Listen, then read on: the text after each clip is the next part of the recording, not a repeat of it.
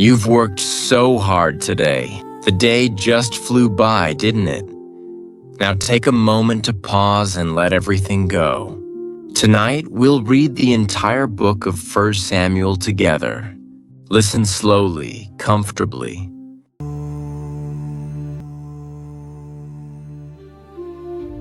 Now there was a certain man of Ramathaim Zophim, of Mount Ephraim, and his name was Elkanah, the son of Jeroham, the son of Elihu, the son of Tohu, the son of Zuph, an Ephrathite. And he had 2 wives. The name of the one was Hannah, and the name of the other Peninnah, and Peninnah had children, but Hannah had no children. And this man went up out of his city yearly to worship and to sacrifice unto the Lord of hosts in Shiloh.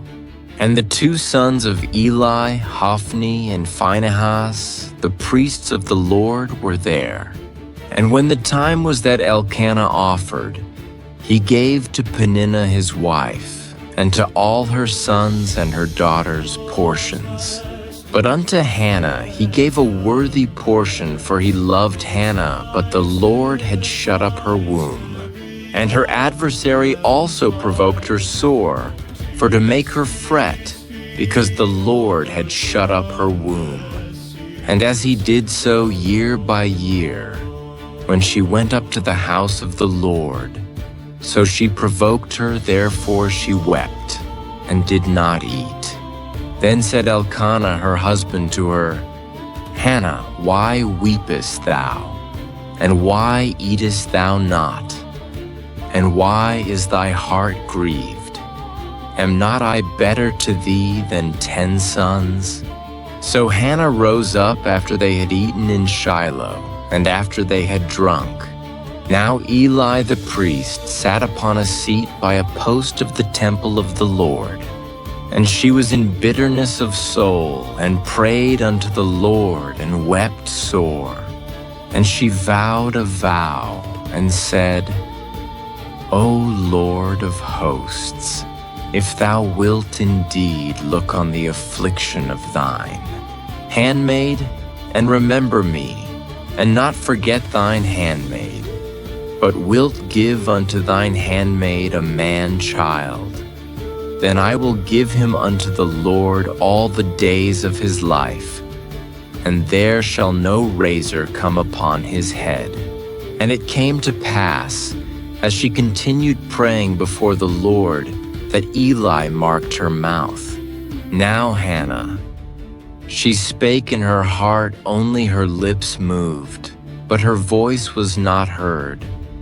Therefore Eli thought she had been drunken. And Eli said unto her, How long wilt thou be drunken? Put away thy wine from thee. And Hannah answered and said, No, my lord, I am a woman of a sorrowful spirit. I have drunk neither wine nor strong drink, but have poured out my soul before the Lord. Count not thine handmaid for a daughter of Belial, for out of the abundance of my complaint and grief have I spoken hitherto. Then Eli answered and said, Go in peace, and the God of Israel grant thee thy petition that thou hast asked of him. And she said, Let thine handmaid find grace in thy sight. So the woman went her way, and did eat, and her countenance was no more sad. And they rose up in the morning early, and worshipped before the Lord, and returned, and came to their house to Ramah. And Elkanah knew Hannah his wife, and the Lord remembered her. Wherefore it came to pass, when the time was come about after Hannah had conceived, that she bare a son, and called his name Samuel, saying, Because I have asked him of the Lord. And the man Elkanah and all his house went up to offer unto the Lord the yearly sacrifice and his vow. But Hannah went not up, for she said unto her husband, I will not go up until the child be weaned. and then I will bring him, that he may appear before the Lord, and there abide forever. And Elkanah her husband said unto her, Do what seemeth thee good, tarry until thou have weaned him, only the Lord establish his word. So the woman abode, and gave her son suck until she weaned him. And when she had weaned him, she took him up with her, with 3 bullocks, and 1 ephah of flour, and a bottle of wine, and brought him unto the house of the Lord in Shiloh. And the child was young. And they slew a bullock, and brought the child to Eli. And she said, O my Lord, as thy soul liveth, my Lord, I am the woman that stood by thee here, praying unto the Lord. For this child I prayed, and the Lord hath given me my petition which I asked of him. Therefore also I have lent him to the Lord. As long as he liveth, he shall be lent to the Lord. And he worshipped the Lord there.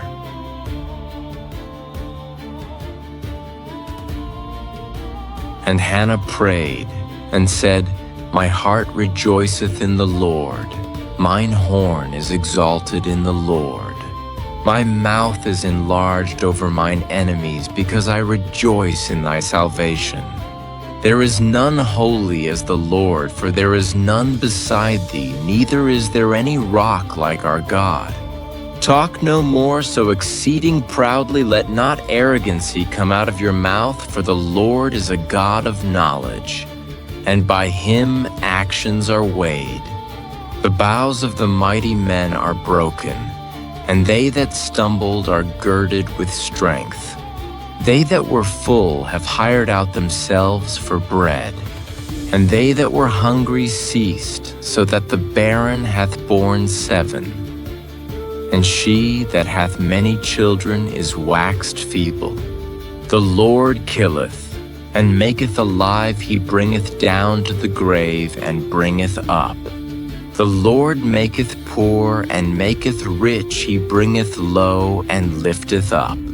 He raiseth up the poor out of the dust, and lifteth up the beggar from the dunghill, to set them among princes, and to make them inherit the throne of glory. For the pillars of the earth are the Lord's, and he hath set the world upon them. He will keep the feet of his saints, and the wicked shall be silent in darkness, for by strength shall no man prevail. The adversaries of the Lord shall be broken to pieces out of heaven. Shall he thunder upon them, the Lord shall judge the ends of the earth, and he shall give strength unto his king, and exalt the horn of his anointed. And Elkanah went to Ramah to his house. And the child did minister unto the Lord before Eli the priest. Now the sons of Eli were sons of Belial, they knew not the Lord. And the priest's custom with the people was, that when any man offered sacrifice, the priest's servant came, while the flesh was in seething, with a flesh hook of 3 teeth in his hand. And he struck it into the pan, or kettle, or cauldron, or pot. All that the flesh hook brought up, the priest took for himself. So they did in Shiloh unto all the Israelites that came thither. Also before they burnt the fat, the priest's servant came and said to the man that sacrificed, Give flesh to roast for the priest, for he will not have sodden flesh of thee, but raw. And if any man said unto him, Let them not fail to burn the fat presently, and then take as much as thy soul desireth, then he would answer him, Nay, but thou shalt give it me now, and if not, I will take it by force. Wherefore the sin of the young men was very great before the Lord, for men abhorred the offering of the Lord. But Samuel ministered before the Lord, being a child, girded with a linen ephod. Moreover, his mother made him a little coat, and brought it to him from year to year when she came up with her husband to offer the yearly sacrifice. And Eli blessed Elkanah and his wife and said, "The Lord give thee seed of this woman for the loan which is lent to the Lord." And they went unto their own home. And the Lord visited Hannah, so that she conceived, and bare 3 sons and 2 daughters. And the child Samuel grew before the Lord. Now Eli was very old and heard all that his sons did unto all Israel, and how they lay with the women that assembled at the door of the tabernacle of the congregation. And he said unto them, "Why do ye such things? For I hear of your evil dealings by all this people. Nay, my sons, for it is no good report that I hear ye make the Lord's people to transgress. If one man sin against another, the judge shall judge him. But if a man sin against the Lord, who shall entreat for him?" Notwithstanding, they hearkened not unto the voice of their father, because the Lord would slay them. And the child Samuel grew on, and was in favor both with the Lord and also with men. And there came a man of God unto Eli, and said unto him, "Thus saith the Lord, Did I plainly appear unto the house of thy father, when they were in Egypt in Pharaoh's house? And did I choose him out of all the tribes of Israel to be my priest, to offer upon mine altar, to burn incense, to wear an ephod before me? And did I give unto the house of thy father all the offerings made by fire of the children of Israel?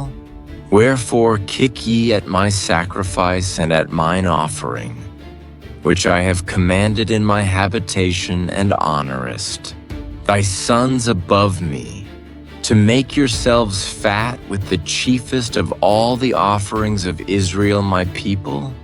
Wherefore the Lord God of Israel saith, I said indeed that thy house and the house of thy father should walk before me forever.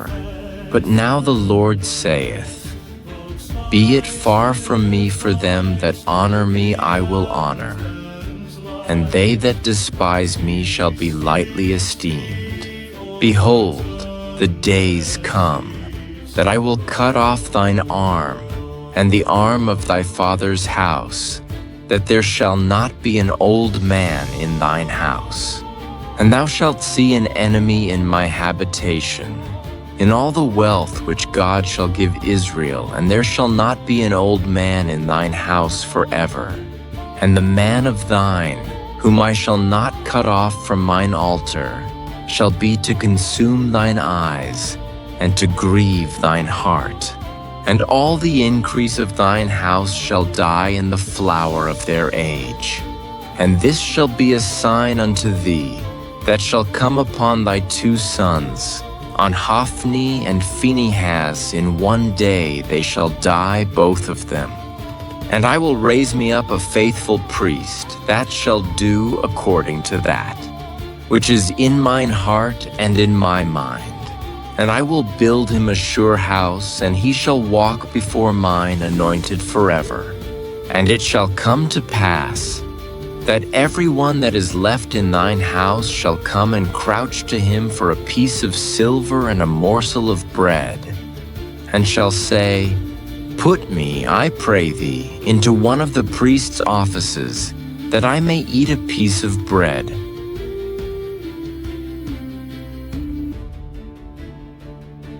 And the child Samuel ministered unto the Lord before Eli. And the word of the Lord was precious. In those days there was no open vision. And it came to pass at that time, when Eli was laid down in his place, and his eyes began to wax dim, that he could not see. And ere the lamp of God went out in the temple of the Lord, where the ark of God was, and Samuel was laid down to sleep, that the Lord called Samuel, and he answered, Here am I.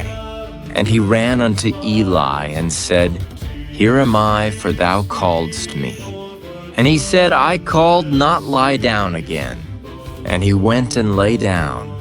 And the Lord called yet again, Samuel. And Samuel arose and went to Eli and said, Here am I, for thou didst call me. And he answered, I called not. My son, lie down again. Now Samuel did not yet know the Lord, neither was the word of the Lord yet revealed unto him. And the Lord called Samuel again the third time. And he arose and went to Eli and said, Here am I, for thou didst call me. And Eli perceived that the Lord had called the child.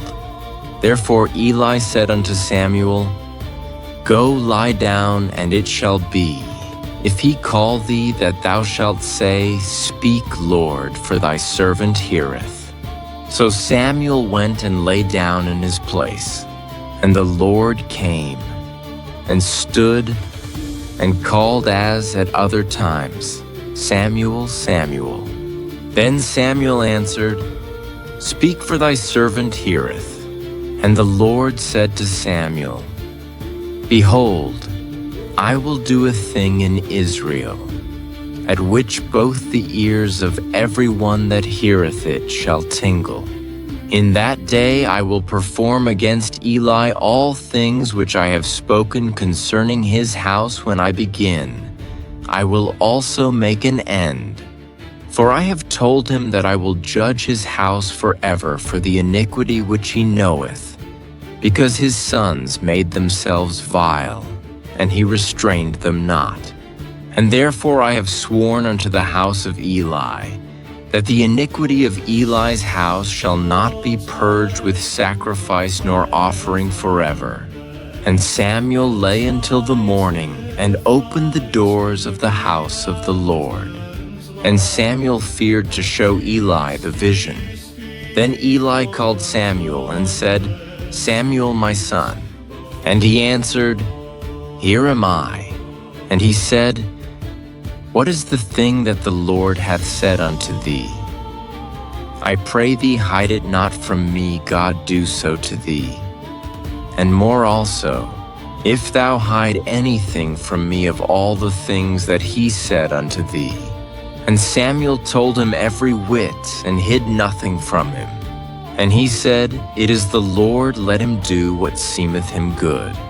And Samuel grew, and the Lord was with him, and did let none of his words fall to the ground. And all Israel from Dan even to Beersheba knew that Samuel was established to be a prophet of the Lord. And the Lord appeared again in Shiloh, for the Lord revealed himself to Samuel in Shiloh by the word of the Lord.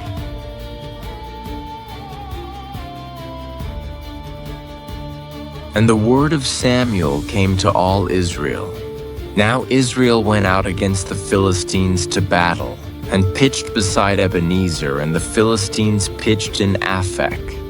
And the Philistines put themselves in array against Israel, and when they joined battle, Israel was smitten before the Philistines, and they slew of the army in the field about 4,000 men. And when the people were come into the camp, the elders of Israel said, Wherefore hath the Lord smitten us today before the Philistines? Let us fetch the ark of the covenant of the Lord out of Shiloh unto us, that, when it cometh among us, it may save us out of the hand of our enemies.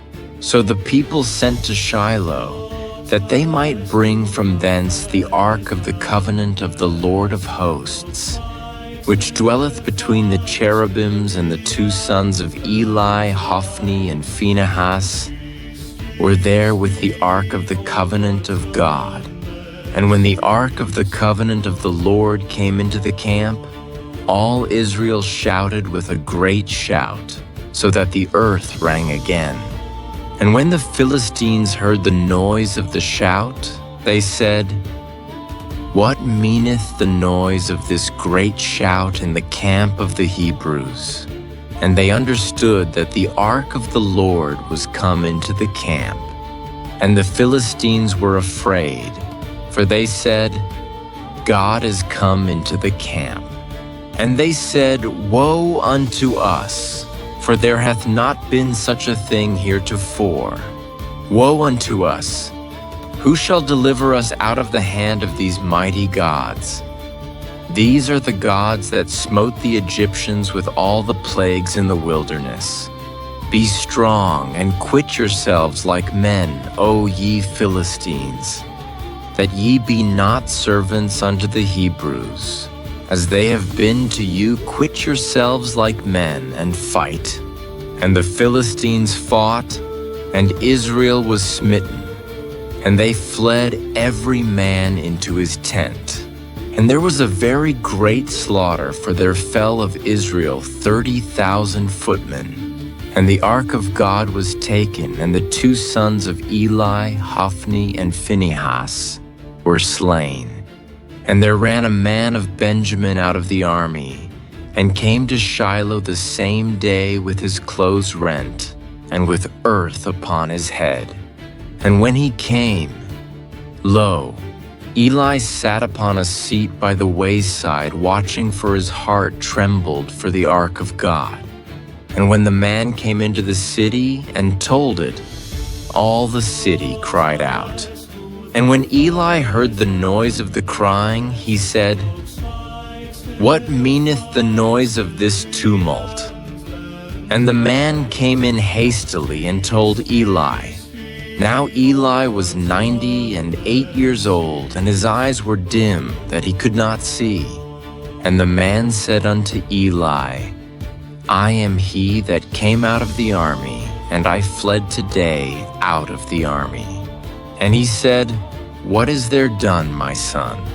And the messenger answered and said, Israel is fled before the Philistines. And there hath been also a great slaughter among the people. And thy two sons also, Hophni and Phinehas, are dead, and the ark of God is taken. And it came to pass, when he made mention of the ark of God, that he fell from off the seat backward by the side of the gate, and his neck brake. And he died, for he was an old man and heavy. And he had judged Israel 40 years. And his daughter-in-law, Phinehas' wife, was with child, near to be delivered. And when she heard the tidings that the ark of God was taken, and that her father-in-law and her husband were dead, she bowed herself and travailed, for her pains came upon her. And about the time of her death, the women that stood by her said unto her, Fear not, for thou hast borne a son. But she answered not, neither did she regard it. And she named the child Ichabod, saying, The glory is departed from Israel, because the ark of God was taken, and because of her father-in-law and her husband. And she said, The glory is departed from Israel, for the ark of God is taken.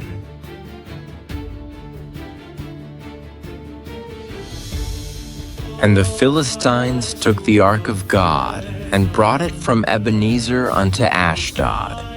When the Philistines took the ark of God, they brought it into the house of Dagon, and set it by Dagon. And when they of Ashdod arose early on the morrow, behold, Dagon was fallen upon his face to the earth before the ark of the Lord. And they took Dagon, and set him in his place again. And when they arose early on the morrow morning, behold, Dagon was fallen upon his face to the ground before the ark of the Lord in the head of Dagon. And both the palms of his hands were cut off upon the threshold, only the stump of Dagon was left to him. Therefore neither the priests of Dagon, nor any that come into Dagon's house, tread on the threshold of Dagon in Ashdod unto this day. But the hand of the Lord was heavy upon them of Ashdod, and he destroyed them, and smote them with emerods, even Ashdod and the coasts thereof. And when the men of Ashdod saw that it was so, they said, "The ark of the God of Israel shall not abide with us, for his hand is sore upon us, and upon Dagon our God." They sent therefore and gathered all the lords of the Philistines unto them, and said, "What shall we do with the ark of the God of Israel?" And they answered, "Let the ark of the God of Israel be carried about unto Gath." And they carried the ark of the God of Israel about thither. And it was so, that after they had carried it about, the hand of the Lord was against the city with a very great destruction. And he smote the men of the city, both small and great, and they had emerods in their secret parts. Therefore they sent the ark of God to Ekron. And it came to pass, as the ark of God came to Ekron, that the Ekronites cried out, saying, "They have brought about the ark of the God of Israel to us, to slay us and our people."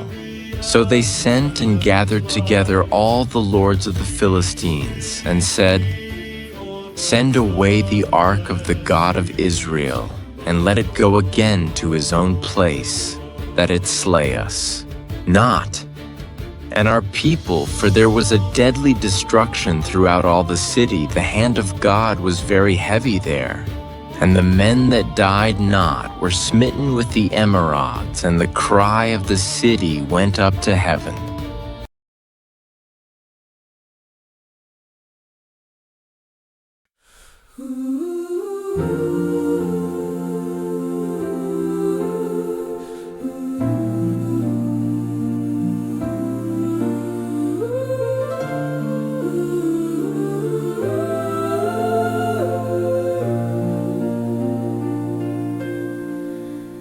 In the quiet temple where tears fell like rain, a whisper of sorrow called out your name.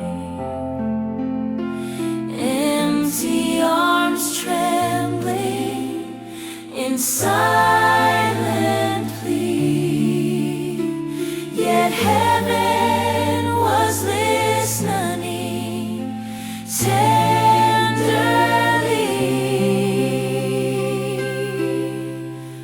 You remembered the broken, unseen heart. You were near from the very start, a child of promise, breathed by grace, hope shining on Hannah's face. Morning carried mercy anew, every promise spoken by you. Little Samuel sleeping in light, called by your voice in the night.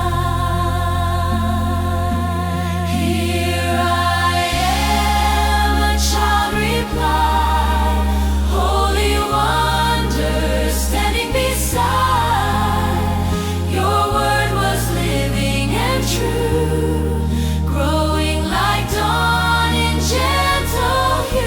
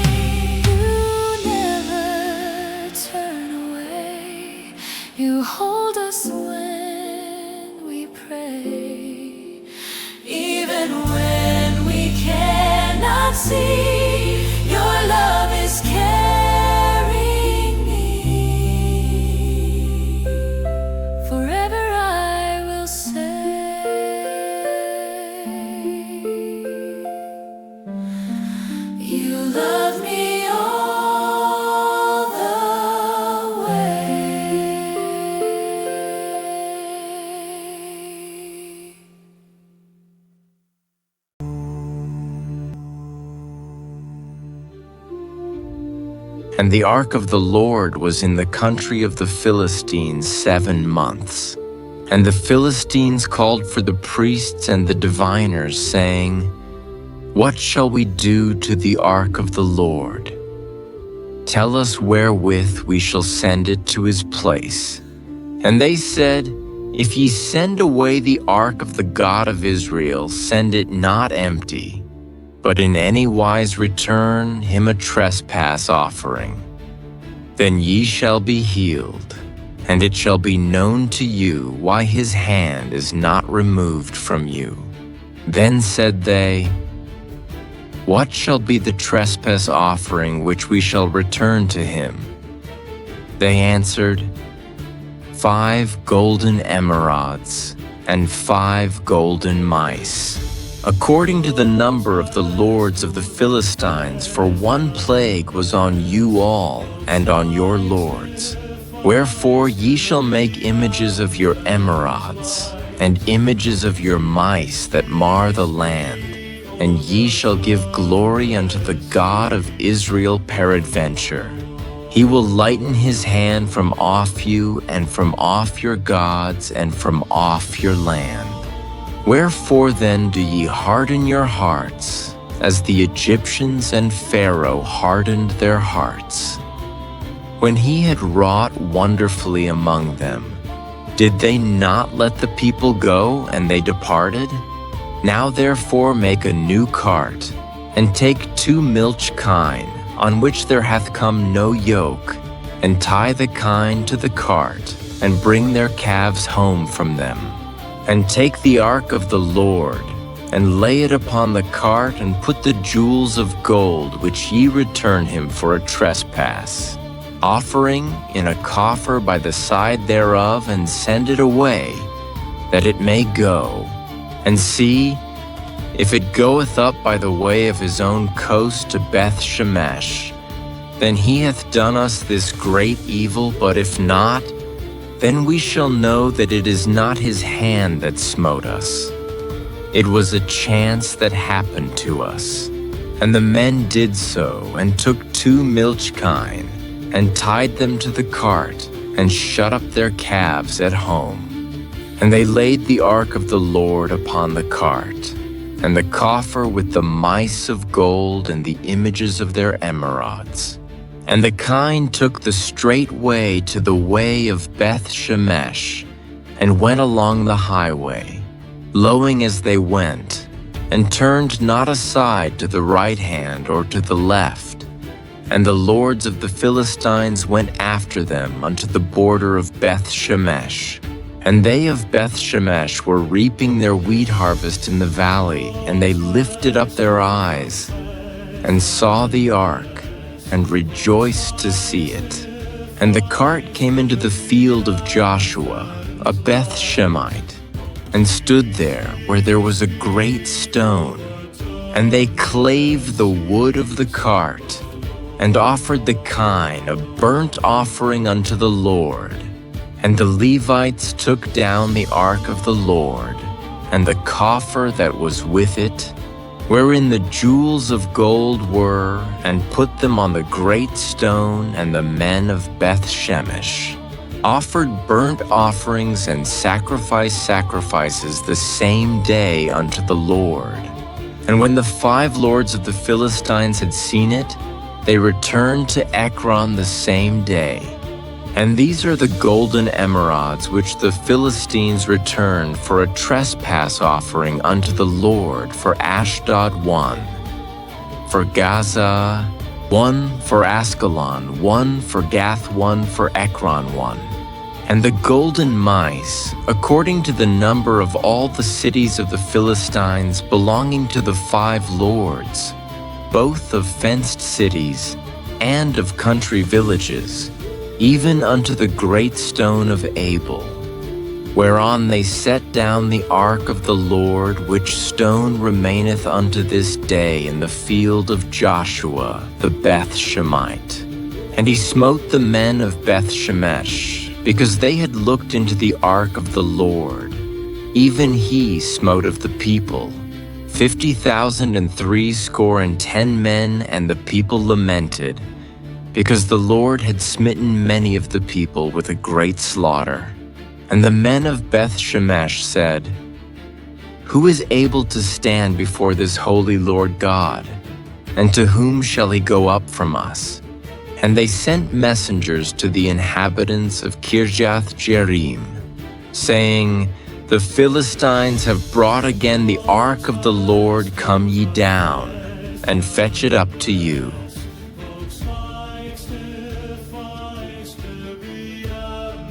And the men of Kirjath-Jearim came, and fetched up the ark of the Lord, and brought it into the house of Abinadab in the hill, and sanctified Eleazar his son to keep the ark of the Lord. And it came to pass, while the ark abode in Kirjath-Jearim, that the time was long, for it was 20 years, and all the house of Israel lamented after the Lord. And Samuel spake unto all the house of Israel, saying, "If ye do return unto the Lord with all your hearts, then put away the strange gods and Ashtaroth from among you, and prepare your hearts unto the Lord, and serve him only, and he will deliver you out of the hand of the Philistines."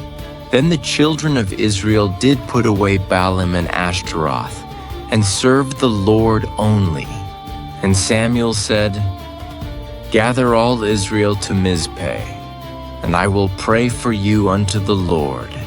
And they gathered together to Mizpeh, and drew water, and poured it out before the Lord, and fasted on that day, and said there, "We have sinned against the Lord."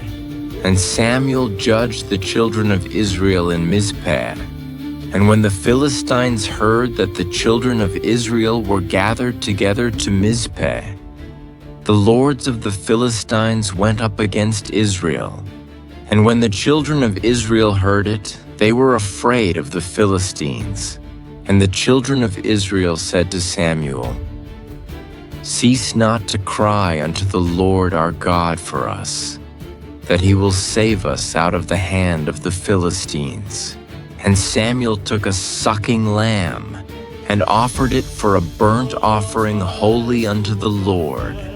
And Samuel cried unto the Lord for Israel, and the Lord heard him. And as Samuel was offering up the burnt offering, the Philistines drew near to battle against Israel. But the Lord thundered with a great thunder on that day upon the Philistines, and discomfited them, and they were smitten before Israel.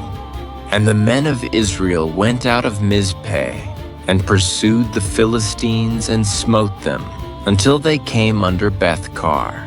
Then Samuel took a stone, and set it between Mizpeh and Shen, and called the name of it Ebenezer, saying, "Hitherto hath the Lord helped us." So the Philistines were subdued, and they came no more into the coast of Israel, and the hand of the Lord was against the Philistines all the days of Samuel. And the cities which the Philistines had taken from Israel were restored to Israel, from Ekron even unto Gath, and the coasts thereof did Israel deliver out of the hands of the Philistines. And there was peace between Israel and the Amorites. And Samuel judged Israel all the days of his life. And he went from year to year in circuit to Bethel and Gilgal and Mizpeh, and judged Israel in all those places. And his return was to Ramah, for there was his house, and there he judged Israel, and there he built an altar unto the Lord.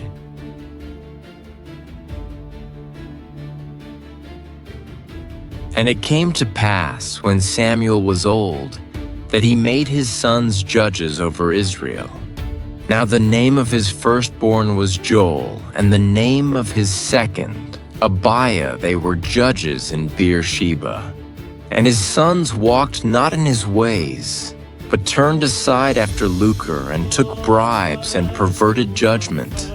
Then all the elders of Israel gathered themselves together, and came to Samuel unto Ramah, and said unto him, Behold, thou art old, and thy sons walk not in thy ways. Now make us a king to judge us like all the nations. But the thing displeased Samuel when they said, Give us a king to judge us. And Samuel prayed unto the Lord. And the Lord said unto Samuel, Hearken unto the voice of the people in all that they say unto thee, for they have not rejected thee, but they have rejected me, that I should not reign over them, according to all the works which they have done since the day that I brought them up out of Egypt, even unto this day, wherewith they have forsaken me, and served other gods.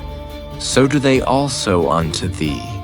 Now therefore hearken unto their voice, howbeit yet protest solemnly unto them, and show them the manner of the king that shall reign over them. And Samuel told all the words of the Lord unto the people that asked of him a king. And he said, This will be the manner of the king that shall reign over you.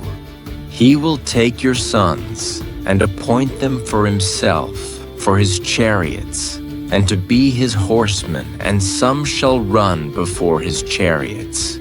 And he will appoint him captains over thousands, and captains over fifties, and will set them to ear his ground, and to reap his harvest, and to make his instruments of war, and instruments of his chariots. And he will take your daughters to be confectionaries, and to be cooks, and to be bakers. And he will take your fields, and your vineyards, and your olive yards, even the best of them, and give them to his servants.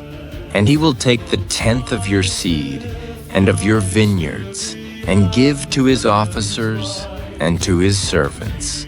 And he will take your men servants, and your maidservants, and your goodliest young men, and your asses, and put them to his work.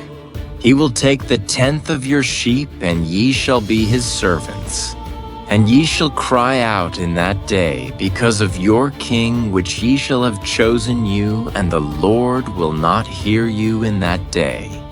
Nevertheless, the people refused to obey the voice of Samuel, and they said, Nay, but we will have a king over us, that we also may be like all the nations, and that our king may judge us, and go out before us, and fight our battles. And Samuel heard all the words of the people, and he rehearsed them in the ears of the Lord. And the Lord said to Samuel, Hearken unto their voice, and make them a king. And Samuel said unto the men of Israel, Go ye every man unto his city.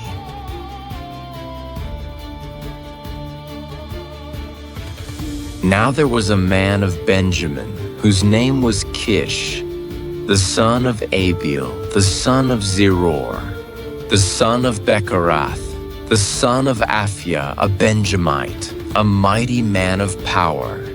And he had a son, whose name was Saul, a choice young man, and a goodly, and there was not among the children of Israel a goodlier person than he from his shoulders and upward. He was higher than any of the people. And the asses of Kish Saul's father were lost. And Kish said to Saul his son, Take now one of the servants with thee, and arise. Go seek the asses. And he passed through Mount Ephraim, and passed through the land of Shalisha, but they found them not. Then they passed through the land of Shalim, and there they were not.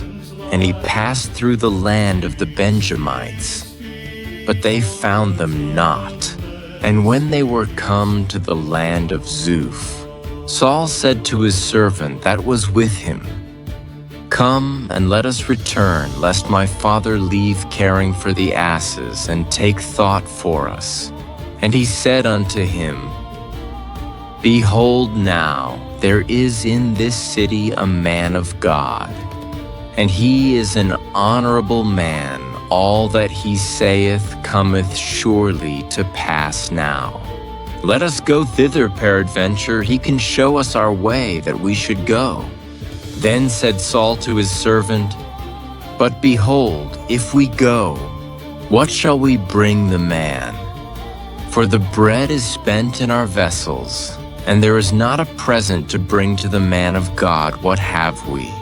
And the servant answered Saul again and said, Behold, I have here at hand the fourth part of a shekel of silver that will I give to the man of God to tell us our way. Before time in Israel, when a man went to inquire of God, thus he spake, Come and let us go to the seer, for he that is now called a prophet was before time called a seer. Then said Saul to his servant, Well said, come, let us go. So they went unto the city where the man of God was. And as they went up the hill to the city, they found young maidens going out to draw water, and said unto them, Is the seer here? And they answered them, and said, He is, behold, he is before you. Make haste now, for he came today to the city. For there is a sacrifice of the people today in the high place. As soon as ye be come into the city, ye shall straightway find him, before he go up to the high place to eat for. The people will not eat until he come, because he doth bless the sacrifice, and afterwards they eat that be bidden. Now therefore get you up, for about this time ye shall find him. And they went up into the city. And when they were come into the city, behold, Samuel came out against them, for to go up to the high place. Now the Lord had told Samuel in his ear a day before Saul came, saying, Tomorrow about this time I will send thee a man out of the land of Benjamin, and thou shalt anoint him to be captain over my people, Israel, that he may save my people out of the hand of the Philistines. For I have looked upon my people, because their cry is come unto me. And when Samuel saw Saul, the Lord said unto him, Behold the man whom I spake to thee of. This same shall reign over my people. Then Saul drew near to Samuel in the gate, and said, Tell me, I pray thee, where the seer's house is. And Samuel answered Saul and said, I am the seer. Go up before me unto the high place, for ye shall eat with me today. And tomorrow I will let thee go, and will tell thee all that is in thine heart. And as for thine asses that were lost 3 days ago, set not thy mind on them, for they are found. And on whom is all the desire of Israel? Is it not on thee and on all thy father's house? And Saul answered and said, Am not I a Benjamite, of the smallest of the tribes of Israel? And my family, the least of all the families of the tribe of Benjamin? Wherefore then speakest thou so to me? And Samuel took Saul and his servant, and brought them into the parlor, and made them sit in the chiefest place, among them that were bidden, which were about 30 persons. And Samuel said unto the cook, Bring the portion which I gave thee, of which I said unto thee, Set it by thee. And the cook took up the shoulder, and that which was upon it, and set it before Saul. And Samuel said, Behold that which is left. Set it before thee, and eat, for unto this time hath it been kept for thee, since I said, I have invited the people. So Saul did eat with Samuel that day. And when they were come down from the high place into the city, Samuel communed with Saul upon the top of the house. And they arose early, and it came to pass about the spring of the day, that Samuel called Saul to the top of the house, saying, Up, that I may send thee away. And Saul arose, and they went out both of them, he and Samuel, abroad. And as they were going down to the end of the city, Samuel said to Saul, Bid the servant pass on before us. And he passed on. But stand thou still a while, that I may show thee the word of God.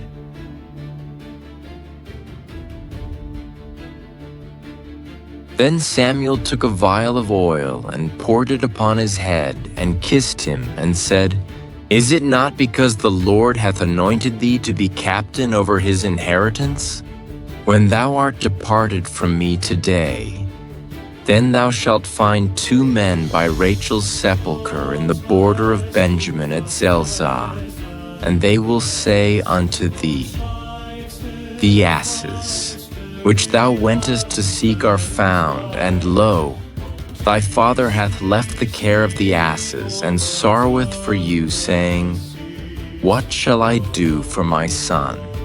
Then shalt thou go on forward from thence, and thou shalt come to the plain of Tabor, and there shall meet thee 3 men going up to God to Bethel, one carrying 3 kids, and another carrying 3 loaves of bread, and another carrying a bottle of wine. And they will salute thee, and give thee 2 loaves of bread, which thou shalt receive of their hands. After that thou shalt come to the hill of God, where is the garrison of the Philistines. And it shall come to pass, when thou art come thither to the city, that thou shalt meet a company of prophets, coming down from the high place with a psaltery, and a tabret, and a pipe, and a harp before them, and they shall prophesy. And the Spirit of the Lord will come upon thee, and thou shalt prophesy with them, and shalt be turned into another man. And let it be, when these signs are come unto thee, that thou do as occasion serve thee, for God is with thee. And thou shalt go down before me to Gilgal, and behold, I will come down unto thee to offer burnt offerings, and to sacrifice sacrifices of peace offerings. 7 days shalt thou tarry, till I come to thee, and show thee what thou shalt do. And it was so, that when he had turned his back to go from Samuel, God gave him another heart, and all those signs came to pass that day. And when they came thither to the hill, behold, a company of prophets met him, and the Spirit of God came upon him, and he prophesied among them. And it came to pass, when all that knew him before time saw that, behold, he prophesied among the prophets, then the people said one to another, What is this that is come unto the son of Kish? Is Saul also among the prophets? And one of the same place answered and said, But who is their father? Therefore it became a proverb, Is Saul also among the prophets? And when he had made an end of prophesying, he came to the high place. And Saul's uncle said unto him and to his servant, Whither went ye?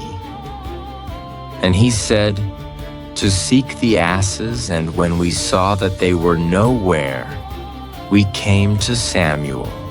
And Saul's uncle said, Tell me, I pray thee, what Samuel said unto you. And Saul said unto his uncle, He told us plainly that the asses were found. But of the matter of the kingdom, whereof Samuel spake, he told him not.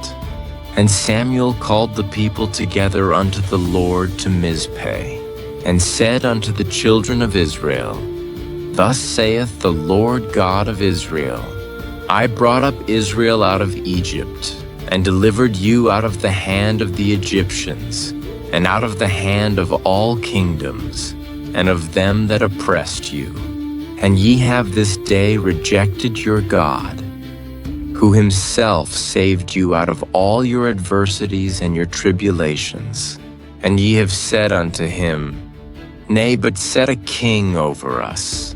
Now therefore present yourselves before the Lord by your tribes, and by your thousands. And when Samuel had caused all the tribes of Israel to come near, the tribe of Benjamin was taken. When he had caused the tribe of Benjamin to come near by their families, the family of Matri was taken. And Saul, the son of Kish, was taken, and when they sought him, he could not be found. Therefore they inquired of the Lord further if the man should yet come thither. And the Lord answered, Behold, he hath hid himself among the stuff. And they ran and fetched him thence, and when he stood among the people, he was higher than any of the people from his shoulders and upward. And Samuel said to all the people, See ye him whom the Lord hath chosen, that there is none like him among all the people? And all the people shouted and said, God save the king. Then Samuel told the people the manner of the kingdom, and wrote it in a book, and laid it up before the Lord. And Samuel sent all the people away, every man to his house. And Saul also went home to Gibeah, and there went with him a band of men, whose hearts God had touched. But the children of Belial said, How shall this man save us? And they despised him, and brought him no presents. But he held his peace.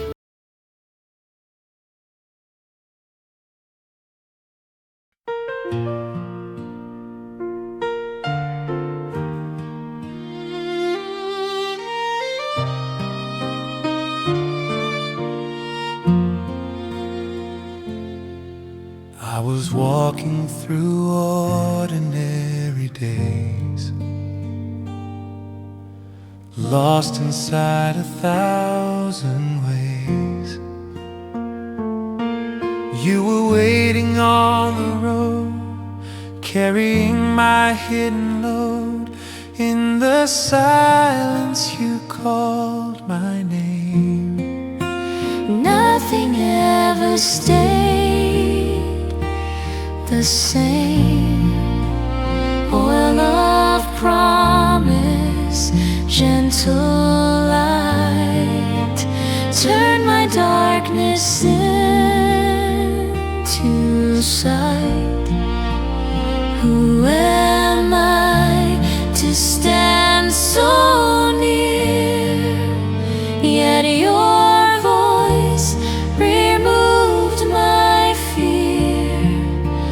Not by power, not by might, but by love that leads me right. When I wander, you remain Closer than my deepest pain. every step I cannot see. Still your hand is guiding me. Crowns may fade and Voices fall, yet your mercy conquers all. From the least to those who lead, you are everything we need. So I answer through my tears, trusting you beyond my years. You have loved me from the start. You will never leave my heart. Through all time, my soul will say, you have loved me all the way.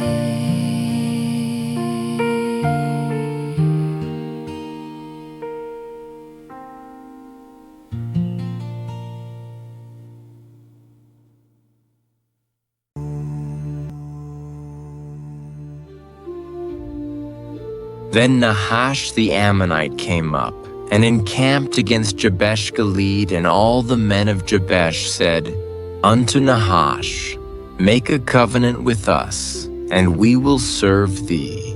And Nahash the Ammonite answered them, On this condition will I make a covenant with you, that I may thrust out all your right eyes, and lay it for a reproach upon all Israel. And the elders of Jabesh said unto him, Give us 7 days' respite, that we may send messengers unto all the coasts of Israel. And then, if there be no man to save us, we will come out to thee. Then came the messengers to Gibeah of Saul, and told the tidings in the ears of the people, and all the people lifted up their voices and wept. And behold, Saul came after the herd out of the field. And Saul said, What aileth the people that they weep? And they told him the tidings of the men of Jabesh. And the Spirit of God came upon Saul when he heard those tidings, and his anger was kindled greatly. And he took a yoke of oxen, and hewed them in pieces, and sent them throughout all the coasts of Israel by the hands of messengers, saying, Whosoever cometh not forth after Saul and after Samuel, so shall it be done unto his oxen. And the fear of the Lord fell on the people. And they came out with one consent. And when he numbered them in Bezek, the children of Israel were 300,000, and the men of Judah 30,000. And they said unto the messengers that came, Thus shall ye say unto the men of Jabesh Gilead, Tomorrow by that time the sun be hot, ye shall have help. And the messengers came and showed it to the men of Jabesh, and they were glad. Therefore the men of Jabesh said, Tomorrow we will come out unto you, and ye shall do with us all that seemeth good unto you. And it was so on the morrow, that Saul put the people in 3 companies, and they came into the midst of the host in the morning watch, and slew the Ammonites until the heat of the day. And it came to pass that they which remained were scattered, so that 2 of them were not left together. And the people said unto Samuel, Who is he that said, Shall Saul reign over us? Bring the men, that we may put them to death. And Saul said, There shall not a man be put to death this day, for today the Lord hath wrought salvation in Israel. Then said Samuel to the people,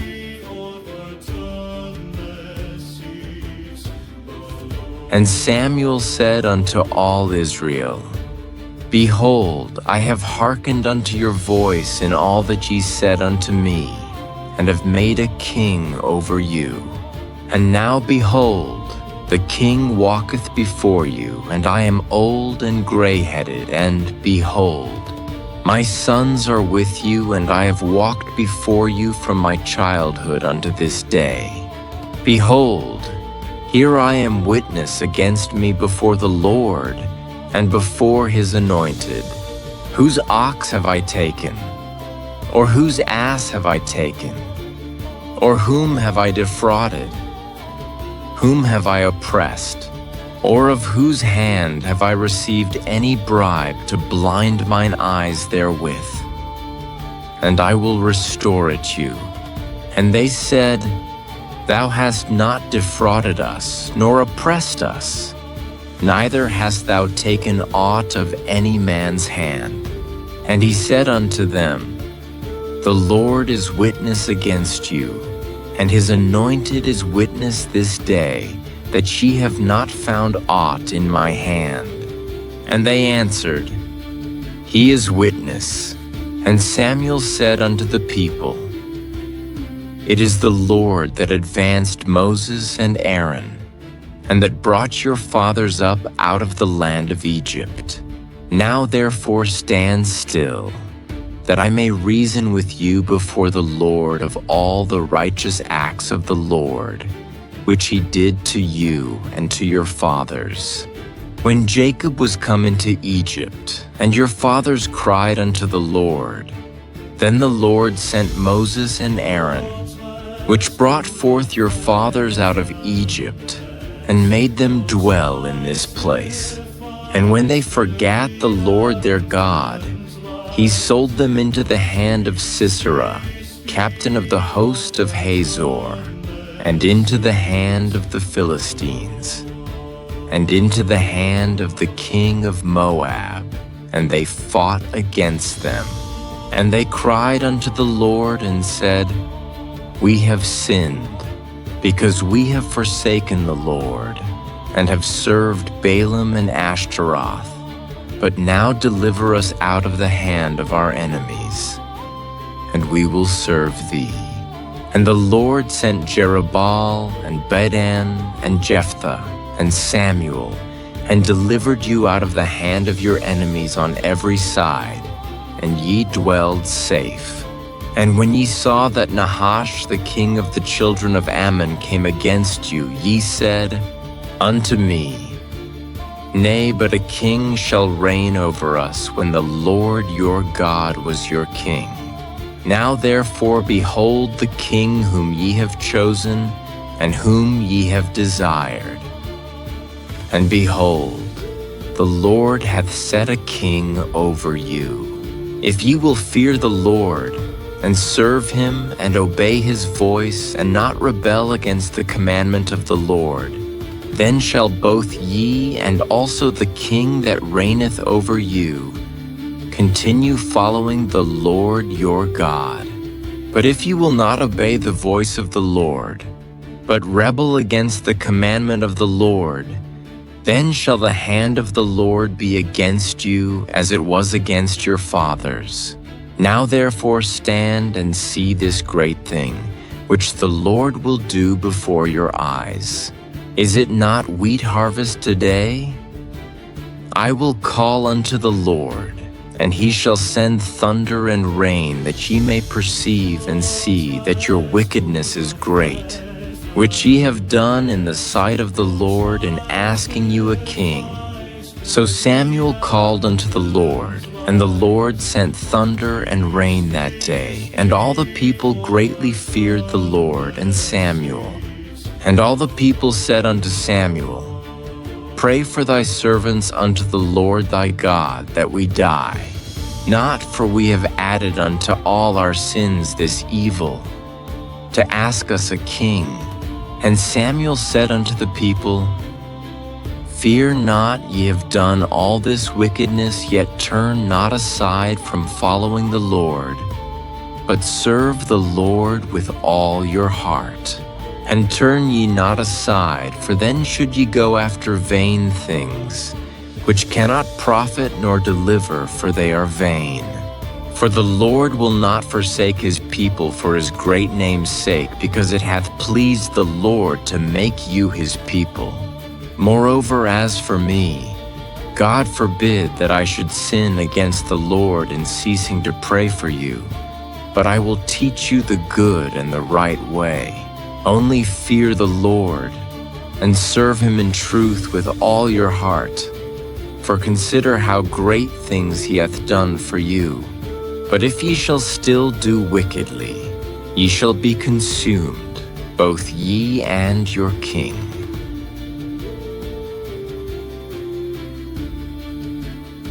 Saul reigned 1 year, and when he had reigned 2 years over Israel, Saul chose him 3,000 men of Israel, whereof 2,000 were with Saul in Michmash and in Mount Bethel, and 1,000 were with Jonathan in Gibeah of Benjamin, and the rest of the people he sent every man to his tent. And Jonathan smote the garrison of the Philistines that was in Geba, and the Philistines heard of it. And Saul blew the trumpet throughout all the land, saying, Let the Hebrews hear. And all Israel heard say that Saul had smitten a garrison of the Philistines, and that Israel also had an abomination with the Philistines. And the people were called together after Saul to Gilgal. And the Philistines gathered themselves together to fight with Israel, 30,000 chariots and 6,000 horsemen, and people as the sand, which is on the seashore in multitude. And they came up and pitched in Michmash, eastward from Bethaven. When the men of Israel saw that they were in a strait, for the people were distressed, then the people did hide themselves in caves and in thickets and in rocks and in high places and in pits. And some of the Hebrews went over Jordan to the land of Gad and Gilead. As for Saul, he was yet in Gilgal, and all the people followed him trembling. And he tarried 7 days, according to the set time that Samuel had appointed. But Samuel came not to Gilgal, and the people were scattered from him. And Saul said, "Bring hither a burnt offering to me, and peace offerings." And he offered the burnt offering.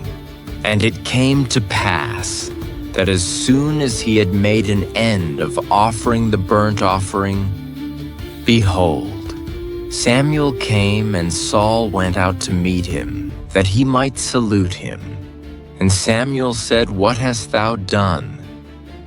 And Saul said, "Because I saw that the people were scattered from me, and that thou camest not within the days appointed, and that the Philistines gathered themselves together at Michmash. Therefore said I, the Philistines will come down now upon me to Gilgal, and I have not made supplication unto the Lord. I forced myself therefore, and offered a burnt offering. And Samuel said to Saul, Thou hast done foolishly. Thou hast not kept the commandment of the Lord thy God, which he commanded thee for now. Would the Lord have established thy kingdom upon Israel forever? But now thy kingdom shall not continue. The Lord hath sought him a man after his own heart, and the Lord hath commanded him to be captain over his people, because thou hast not kept that which the Lord commanded thee. And Samuel arose, and gat him up from Gilgal unto Gibeah of Benjamin. And Saul numbered the people that were present with him, about 600 men. And Saul, and Jonathan his son, and the people that were present with them, abode in Gibeah of Benjamin, but the Philistines encamped in Michmash. And the spoilers came out of the camp of the Philistines in 3 companies. One company turned unto the way that leadeth to Ophrah, unto the land of Shual. And another company turned the way to Beth-horon. And another company turned to the way of the border that looketh to the valley of Zeboim toward the wilderness. Now there was no smith found throughout all the land of Israel, for the Philistines said, Lest the Hebrews make them swords or spears. But all the Israelites went down to the Philistines, to sharpen every man his share, and his coulter, and his axe, and his mattock. Yet they had a file for the mattocks, and for the coulters, and for the forks, and for the axes, and to sharpen the goads. So it came to pass in the day of battle, that there was neither sword nor spear found in the hand of any of the people that were with Saul and Jonathan. But with Saul and with Jonathan his son was there found, and the garrison of the Philistines went out to the passage of Michmash.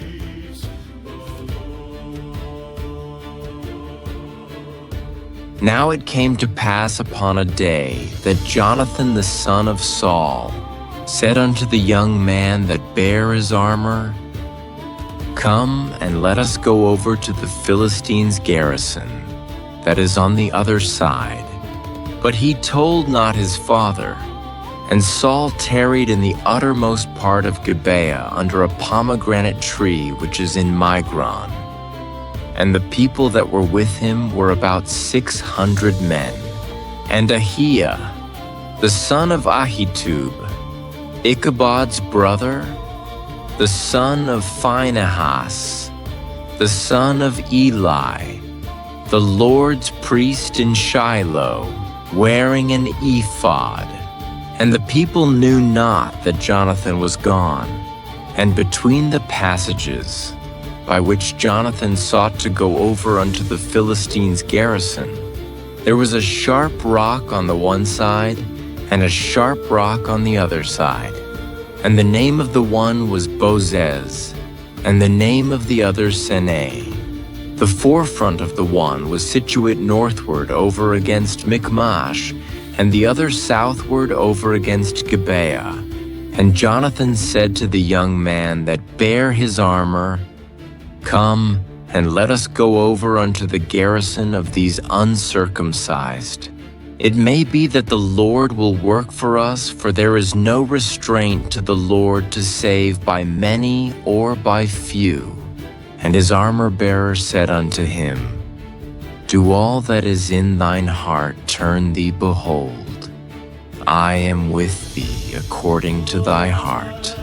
Then said Jonathan, "Behold, we will pass over unto these men, and we will discover ourselves unto them. If they say thus unto us, Tarry until we come to you, then we will stand still in our place, and will not go up unto them. But if they say thus, Come up unto us, then we will go up, for the Lord hath delivered them into our hand, and this shall be a sign unto us." And both of them discovered themselves unto the garrison of the Philistines. And the Philistines said, "Behold, the Hebrews come forth out of the holes where they had hid themselves." And the men of the garrison answered Jonathan and his armor-bearer, and said, "Come up to us, and we will show you a thing." And Jonathan said unto his armor-bearer, "Come up after me, for the Lord hath delivered them into the hand of Israel." And Jonathan climbed up upon his hands and upon his feet, and his armor-bearer after him. And they fell before Jonathan, and his armor-bearer slew after him. And that first slaughter, which Jonathan and his armor-bearer made, was about 20 men within, as it were, an half-acre of land, which a yoke of oxen might plow. And there was trembling in the host, in the field, and among all the people, the garrison and the spoilers. They also trembled, and the earth quaked. So it was a very great trembling. And the watchmen of Saul in Gibeah of Benjamin looked, and behold, the multitude melted away, and they went on beating down one another.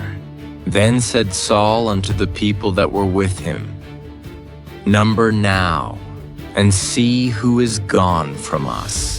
And when they had numbered, behold, Jonathan and his armor-bearer were not there.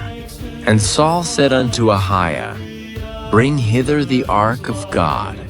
For the ark of God was at that time with the children of Israel. And it came to pass, while Saul talked unto the priest, that the noise that was in the host of the Philistines went on and increased. And Saul said unto the priest, "Withdraw thine hand." And Saul and all the people that were with him assembled themselves, and they came to the battle, and behold, every man's sword was against his fellow, and there was a very great discomfiture. Moreover, the Hebrews that were with the Philistines before that time, which went up with them into the camp from the country round about, Even they also turned to be with the Israelites that were with Saul and Jonathan. Likewise, all the men of Israel which had hid themselves in Mount Ephraim, when they heard that the Philistines fled, even they also followed hard after them in the battle. So the Lord saved Israel that day, and the battle passed over unto Bethaven. And the men of Israel were distressed that day, for Saul had adjured the people, saying, Cursed be the man that eateth any food until evening, that I may be avenged on mine enemies. So none of the people tasted any food. And all they of the land came to a wood, and there was honey upon the ground. And when the people were come into the wood, behold, the honey dropped, but no man put his hand to his mouth, for the people feared the oath. But Jonathan heard not when his father charged the people with the oath, wherefore he put forth the end of the rod that was in his hand, and dipped it in an honeycomb, and put his hand to his mouth, and his eyes were enlightened. Then answered one of the people and said, Thy father straitly charged the people with an oath, saying, Cursed be the man that eateth any food this day. And the people were faint. Then said Jonathan, My father hath troubled the land, see, I pray you, how mine eyes have been enlightened, because I tasted a little of this honey. How much more, if haply the people had eaten freely today of the spoil of their enemies, which they found? For had there not been now a much greater slaughter among the Philistines? And they smote the Philistines that day from Michmash to Aijalon, and the people were very faint. And the people flew upon the spoil, and took sheep and oxen and calves, and slew them on the ground, and the people did eat them with the blood. Then they told Saul, saying, Behold, the people sin against the Lord, in that they eat with the blood. And he said, Ye have transgressed, roll a great stone unto me this day. And Saul said, Disperse yourselves among the people, and say unto them, Bring me hither every man his ox, and every man his sheep, and slay them here, and eat, and sin not against the Lord in eating with the blood. And all the people brought every man his ox with him that night, and slew them there. And Saul built an altar unto the Lord. The same was the first altar that he built unto the Lord. And Saul said, Let us go down after the Philistines by night, and spoil them until the morning light, and let us not leave a man of them. And they said, Do whatsoever seemeth good unto thee. Then said the priest, Let us draw near hither unto God. And Saul asked counsel of God, Shall I go down after the Philistines? Wilt thou deliver them into the hand of Israel? But he answered him not that day. And Saul said, Draw ye near hither, all the chief of the people, and know and see wherein this sin hath been this day. For as the Lord liveth, which saveth Israel, though it be in Jonathan my son, he shall surely die. But there was not a man among all the people that answered him. Then said he unto all Israel, Be ye on one side, and I and Jonathan my son will be on the other side. And the people said unto Saul, Do what seemeth good unto thee. Therefore Saul said unto the Lord God of Israel, Give a perfect lot. And Saul and Jonathan were taken, but the people escaped. And Saul said, Cast lots between me and Jonathan my son. And Jonathan was taken. Then Saul said to Jonathan, Tell me what thou hast done. And Jonathan told him and said, I did but taste a little honey with the end of the rod that was in mine hand, and lo, I must die. And Saul answered, God do so and more also, for thou shalt surely die, Jonathan. And the people said unto Saul, Shall Jonathan die, who hath wrought this great salvation in Israel? God forbid, as the Lord liveth. There shall not one hair of his head fall to the ground, for he hath wrought with God this day. So the people rescued Jonathan, that he died not. Then Saul went up from following the Philistines, and the Philistines went to their own place. So Saul took the kingdom over Israel, and fought against all his enemies on every side, against Moab, and against the children of Ammon, and against Edom, and against the kings of Zobah, and against the Philistines, and whithersoever he turned himself, he vexed them.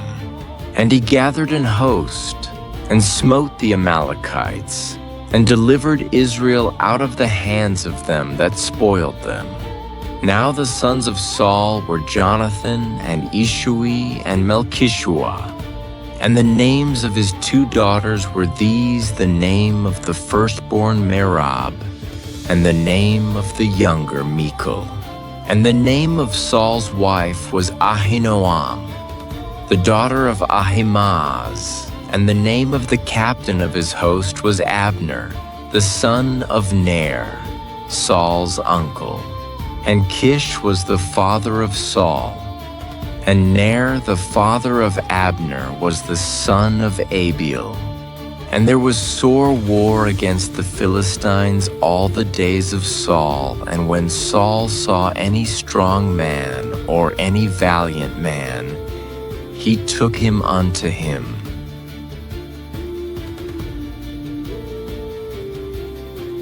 Samuel also said unto Saul, The Lord sent me to anoint thee to be king over his people, over Israel. Now therefore hearken thou unto the voice of the words of the Lord. Thus saith the Lord of hosts, I remember that which Amalek did to Israel, how he laid wait for him in the way, when he came up from Egypt. Now go and smite Amalek, and utterly destroy all that they have, and spare them not, but slay both man and woman, infant and suckling, ox and sheep, camel and ass. And Saul gathered the people together, and numbered them in Telaim, 200,000 footmen, and 10,000 men of Judah. And Saul came to a city of Amalek, and laid wait in the valley.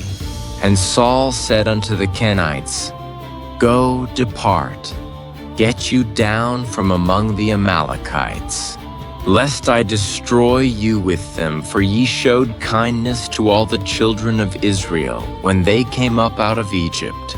So the Kenites departed from among the Amalekites, and Saul smote the Amalekites from Havilah until thou comest to Shur, that is over against Egypt.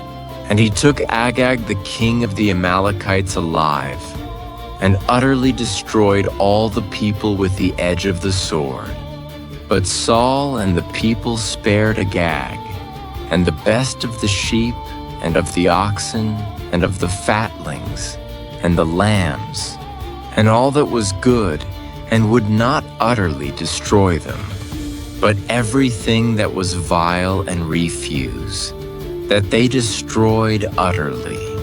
Then came the word of the Lord unto Samuel, saying, It repenteth me that I have set up Saul to be king, for he is turned back from following me, and hath not performed my commandments. And it grieved Samuel, and he cried unto the Lord all night. And when Samuel rose early to meet Saul in the morning, it was told Samuel, saying, Saul came to Carmel, and behold, he set him up a place, and is gone about, and passed on, and gone down to Gilgal. And Samuel came to Saul, and Saul said unto him, Blessed be thou of the Lord, I have performed the commandment of the Lord. And Samuel said, What meaneth then this bleating of the sheep in mine ears, and the lowing of the oxen which I hear? And Saul said, They have brought them from the Amalekites, for the people spared the best of the sheep and of the oxen, to sacrifice unto the Lord thy God, and the rest we have utterly destroyed. Then Samuel said unto Saul, Stay, and I will tell thee what the Lord hath said to me this night. And he said unto him, Say on. And Samuel said, When thou wast little in thine own sight, wast thou not made the head of the tribes of Israel? And the Lord anointed thee king over Israel? And the Lord sent thee on a journey, and said, Go and utterly destroy the sinners the Amalekites, and fight against them until they be consumed. Wherefore then didst thou not obey the voice of the Lord, but didst fly upon the spoil, and didst evil in the sight of the Lord?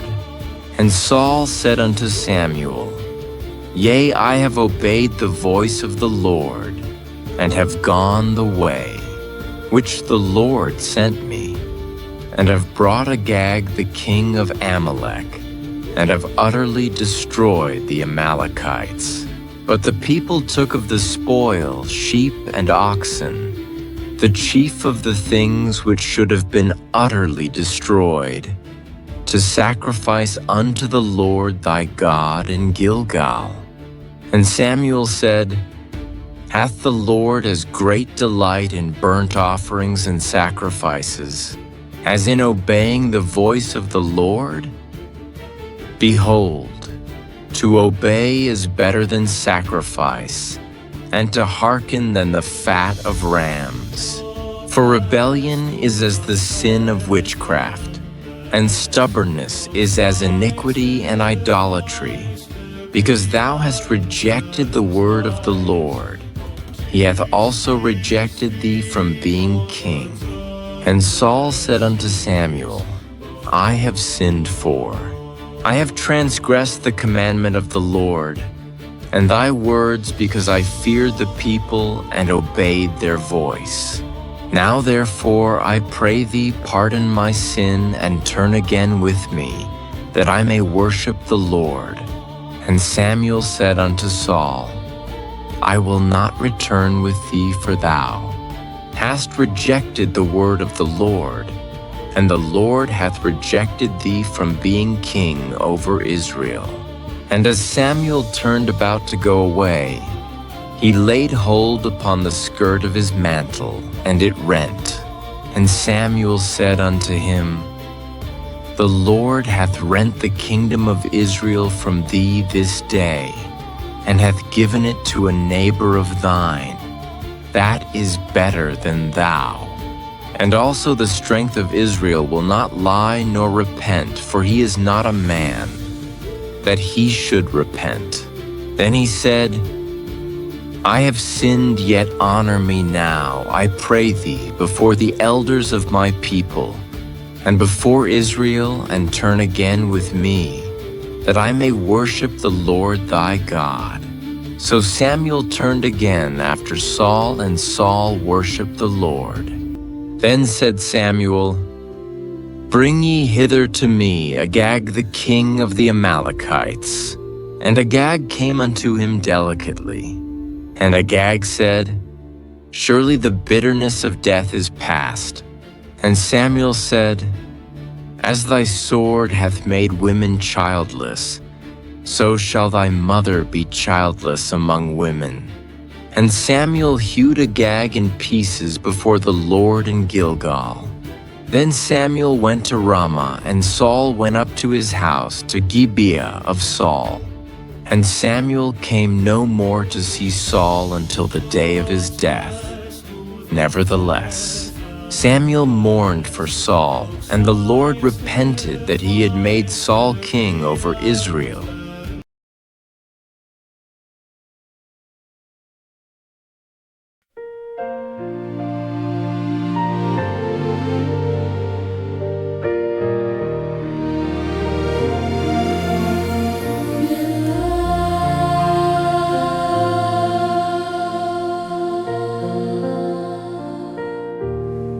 The cry of a city rose in fear, and you were already drawing near. No sword could carry hope alone, but mercy came before the throne. You saved the weak with unseen hands.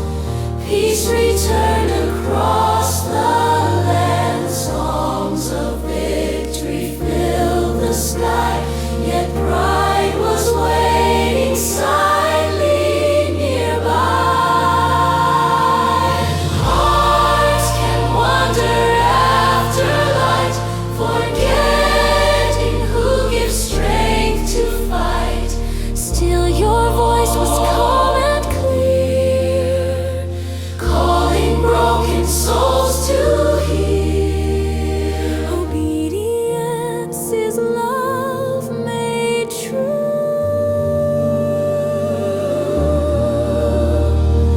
More than deeds you bring to.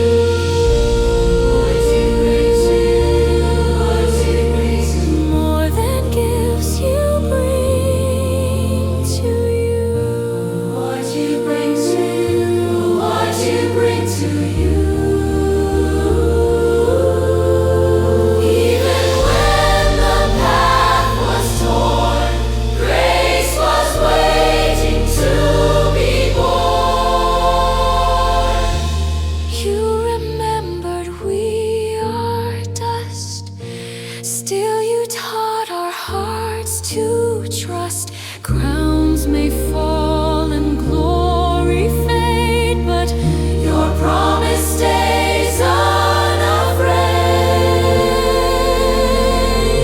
Through our loss and through our shame, you keep whispering our name. Love that does not turn away holds us closer every day, from beginning to the end. You remain our faithful friend.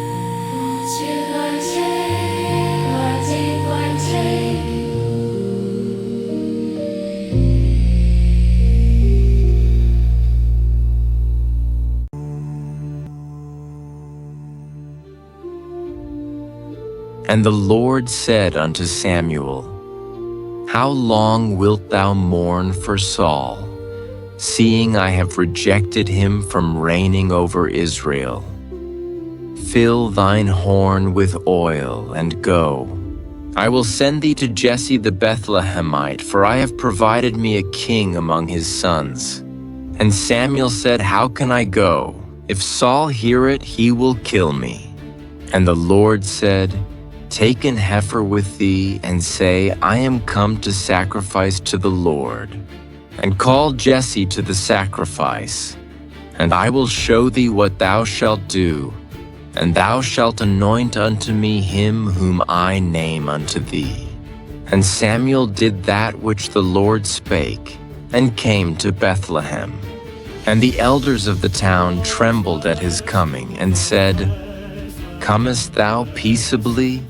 And he said, Peaceably I am come to sacrifice unto the Lord. Sanctify yourselves, and come with me to the sacrifice. And he sanctified Jesse and his sons, and called them to the sacrifice. And it came to pass, when they were come, that he looked on Eliab, and said, Surely the Lord's anointed is before him. But the Lord said unto Samuel, Look not on his countenance or on the height of his stature, because I have refused him. For the Lord seeth not as man seeth, for man looketh on the outward appearance, but the Lord looketh on the heart. Then Jesse called Abinadab and made him pass before Samuel. And he said, Neither hath the Lord chosen this. Then Jesse made Shammah to pass by, and he said, Neither hath the Lord chosen this. Again, Jesse made 7 of his sons to pass before Samuel. And Samuel said unto Jesse, The Lord hath not chosen these. And Samuel said unto Jesse, Are here all thy children? And he said, There remaineth yet the youngest, and behold, he keepeth the sheep. And Samuel said unto Jesse, Send and fetch him, for we will not sit down till he come hither. And he sent and brought him in. Now he was ruddy, and withal of a beautiful countenance, and goodly to look to. And the Lord said, Arise, anoint him, for this is he. Then Samuel took the horn of oil, and anointed him in the midst of his brethren. And the Spirit of the Lord came upon David from that day forward. So Samuel rose up and went to Ramah. But the Spirit of the Lord departed from Saul, and an evil spirit from the Lord troubled him. And Saul's servants said unto him, Behold now, an evil spirit from God troubleth thee. Let our Lord now command thy servants which are before thee to seek out a man who is a cunning player on an harp. And it shall come to pass, when the evil spirit from God is upon thee, that he shall play with his hand, and thou shalt be well. And Saul said unto his servants, Provide me now a man that can play well, and bring him to me. Then answered one of the servants, and said, Behold, I have seen a son of Jesse, the Bethlehemite, that is cunning in playing, and a mighty valiant man, and a man of war, and prudent in matters, and a comely person, and the Lord is with him. Wherefore Saul sent messengers unto Jesse, and said, Send me David thy son, which is with the sheep. And Jesse took an ass laden with bread, and a bottle of wine, and a kid, and sent them by David his son unto Saul. And David came to Saul, and stood before him, and he loved him greatly, and he became his armor-bearer. And Saul sent to Jesse, saying, Let David, I pray thee, stand before me, for he hath found favor in my sight. And it came to pass, when the evil spirit from God was upon Saul, that David took an harp, and played with his hand. So Saul was refreshed, and was well, and the evil spirit departed from him.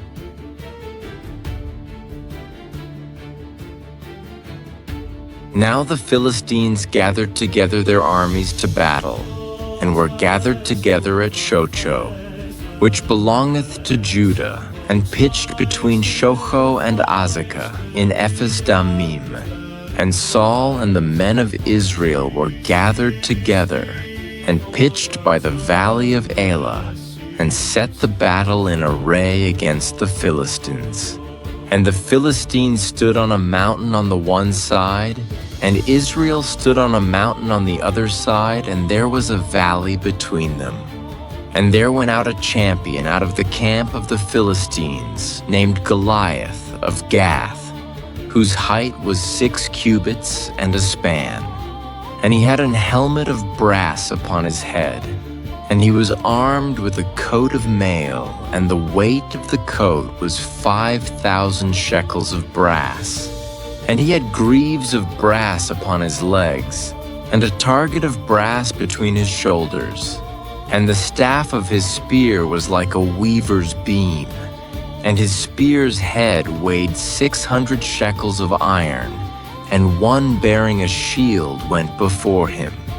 And he stood and cried unto the armies of Israel, and said unto them, Why are ye come out to set your battle in array? Am not I a Philistine, and ye servants to Saul? Choose you a man for you, and let him come down to me. If he be able to fight with me and to kill me, then will we be your servants. But if I prevail against him and kill him, then shall ye be our servants and serve us. And the Philistine said, I defy the armies of Israel this day, give me a man, that we may fight together. When Saul and all Israel heard those words of the Philistine, they were dismayed and greatly afraid. Now David was the son of that Ephrathite of Bethlehem, Judah, whose name was Jesse, and he had 8 sons. And the man went among men for an old man in the days of Saul. And the 3 eldest sons of Jesse went and followed Saul to the battle. And the names of his 3 sons that went to the battle were Eliab, the firstborn, and next unto him Abinadab, and the third Shammah. And David was the youngest, and the 3 eldest followed Saul.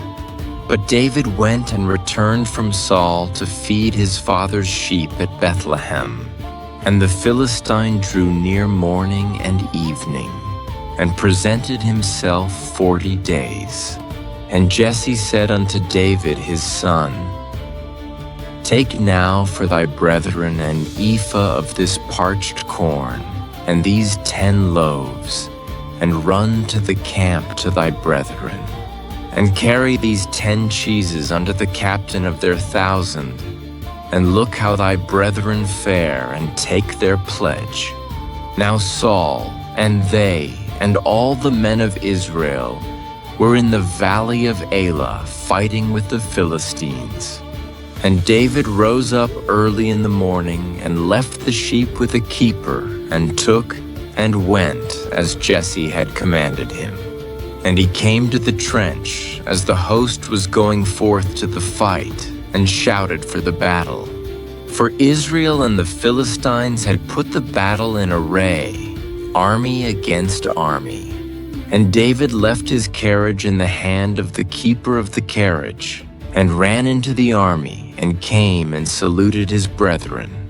And as he talked with them, behold, there came up the champion, the Philistine of Gath, Goliath by name, out of the armies of the Philistines, and spake according to the same words, and David heard them.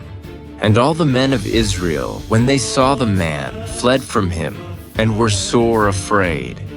And the men of Israel said, Have ye seen this man that is come up? Surely to defy Israel. Is he come up, and it shall be, that the man who killeth him, the king will enrich him with great riches, and will give him his daughter, and make his father's house free in Israel. And David spake to the men that stood by him, saying, What shall be done to the man that killeth this Philistine, and taketh away the reproach from Israel? For who is this uncircumcised Philistine, that he should defy the armies of the living God? And the people answered him after this manner, saying, So shall it be done to the man that killeth him. And Eliab his eldest brother heard when he spake unto the men, and Eliab's anger was kindled against David, and he said, Why camest thou down hither? And with whom hast thou left those few sheep in the wilderness? I know thy pride, and the naughtiness of thine heart, for thou art come down that thou mightest see the battle. And David said, What have I now done? Is there not a cause? And he turned from him toward another, and spake after the same manner, and the people answered him again after the former manner. And when the words were heard which David spake, they rehearsed them before Saul, and he sent for him. And David said to Saul, Let no man's heart fail, because of him thy servant will go and fight with this Philistine. And Saul said to David, Thou art not able to go against this Philistine to fight with him, for thou art but a youth, and he a man of war from his youth. And David said unto Saul, Thy servant kept his father's sheep, and there came a lion and a bear, and took a lamb out of the flock.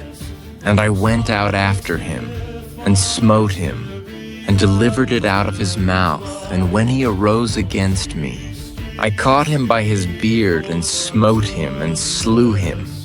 Thy servant slew both the lion and the bear, and this uncircumcised Philistine shall be as one of them, seeing he hath defied the armies of the living God. David said moreover, The Lord that delivered me out of the paw of the lion and out of the paw of the bear, he will deliver me out of the hand of this Philistine. And Saul said unto David, Go, and the Lord be with thee. And Saul armed David with his armor, and he put an helmet of brass upon his head also. He armed him with a coat of mail. And David girded his sword upon his armor, and he essayed to go, for he had not proved it. And David said unto Saul, I cannot go with these, for I have not proved them. And David put them off him. And he took his staff in his hand, and chose him 5 smooth stones out of the brook, and put them in a shepherd's bag, which he had, even in a scrip, and his sling was in his hand. And he drew near to the Philistine.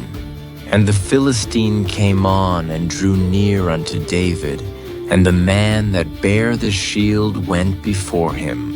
And when the Philistine looked about and saw David, he disdained him, for he was but a youth, and ruddy, and of a fair countenance. And the Philistine said unto David, Am I a dog, that thou comest to me with staves? And the Philistine cursed David by his gods. And the Philistine said to David, Come to me, and I will give thy flesh unto the fowls of the air, and to the beasts of the field. Then said David to the Philistine, Thou comest to me with a sword, and with a spear, and with a shield. But I come to thee in the name of the Lord of hosts, the God of the armies of Israel, whom thou hast defied. This day will the Lord deliver thee into mine hand, and I will smite thee, and take thine head from thee, and I will give the carcasses of the host of the Philistines this day unto the fowls of the air, and to the wild beasts of the earth, that all the earth may know that there is a God in Israel. And all this assembly shall know that the Lord saveth not with sword and spear, for the battle is the Lord's, and he will give you into our hands. And it came to pass, when the Philistine arose and came and drew nigh to meet David, that David hasted and ran toward the army to meet the Philistine. And David put his hand in his bag, and took thence a stone, and slang it, and smote the Philistine in his forehead, that the stone sunk into his forehead, and he fell upon his face to the earth. So David prevailed over the Philistine with a sling and with a stone, and smote the Philistine, and slew him. But there was no sword in the hand of David. Therefore David ran, and stood upon the Philistine, and took his sword, and drew it out of the sheath thereof, and slew him, and cut off his head therewith. And when the Philistines saw their champion was dead, they fled. And the men of Israel and of Judah arose, and shouted, and pursued the Philistines, until thou come to the valley and to the gates of Ekron. And the wounded of the Philistines fell down by the way to Sharaim, even unto Gath, and unto Ekron. And the children of Israel returned from chasing after the Philistines, and they spoiled their tents. And David took the head of the Philistine, and brought it to Jerusalem, but he put his armor in his tent. And when Saul saw David go forth against the Philistine, he said unto Abner, the captain of the host, Abner, whose son is this youth? And Abner said, As thy soul liveth, O king, I cannot tell. And the king said, Inquire thou whose son the stripling is. And as David returned from the slaughter of the Philistine, Abner took him and brought him before Saul with the head of the Philistine in his hand. And Saul said to him, Whose son art thou, thou young man? And David answered, I am the son of thy servant Jesse the Bethlehemite.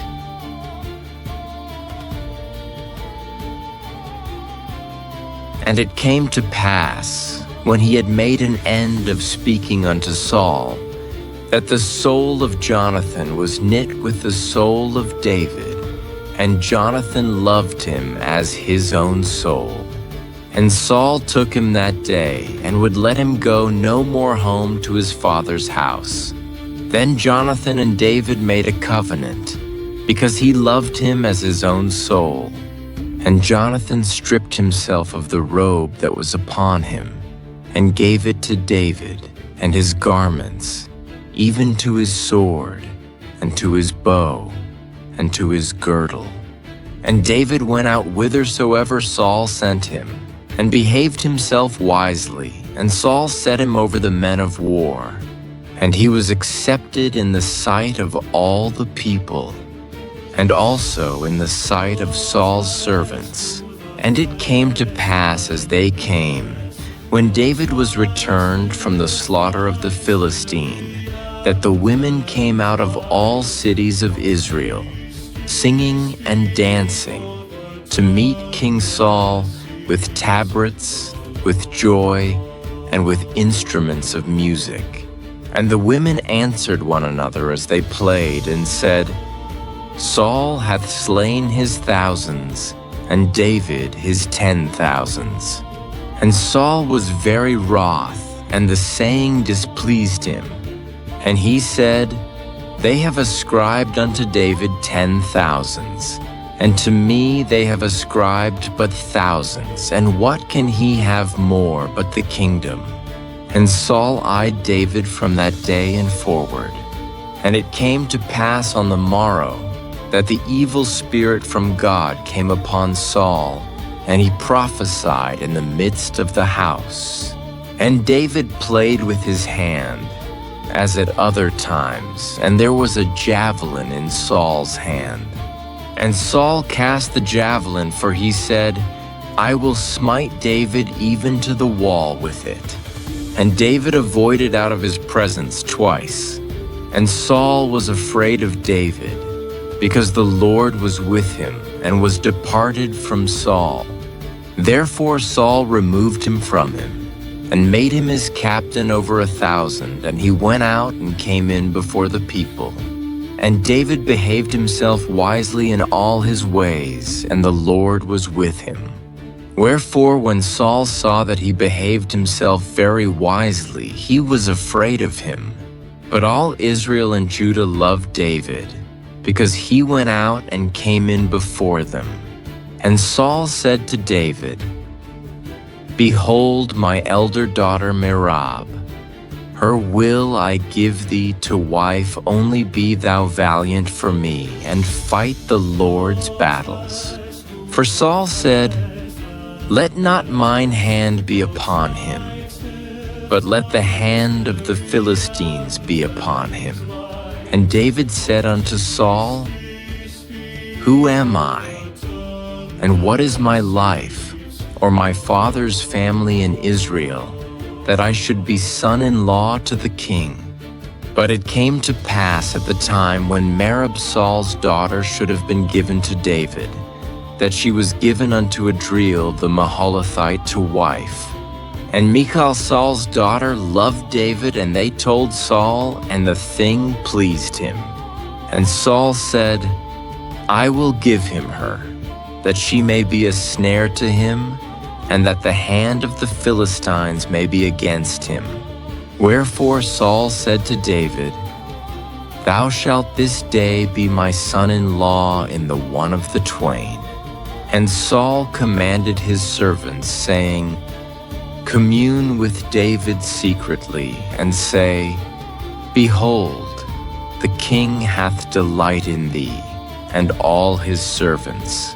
Love thee now, therefore be the king's son-in-law. And Saul's servants spake those words in the ears of David. And David said, Seemeth it to you a light thing to be a king's son-in-law, seeing that I am a poor man and lightly esteemed? And the servants of Saul told him, saying, On this manner spake David.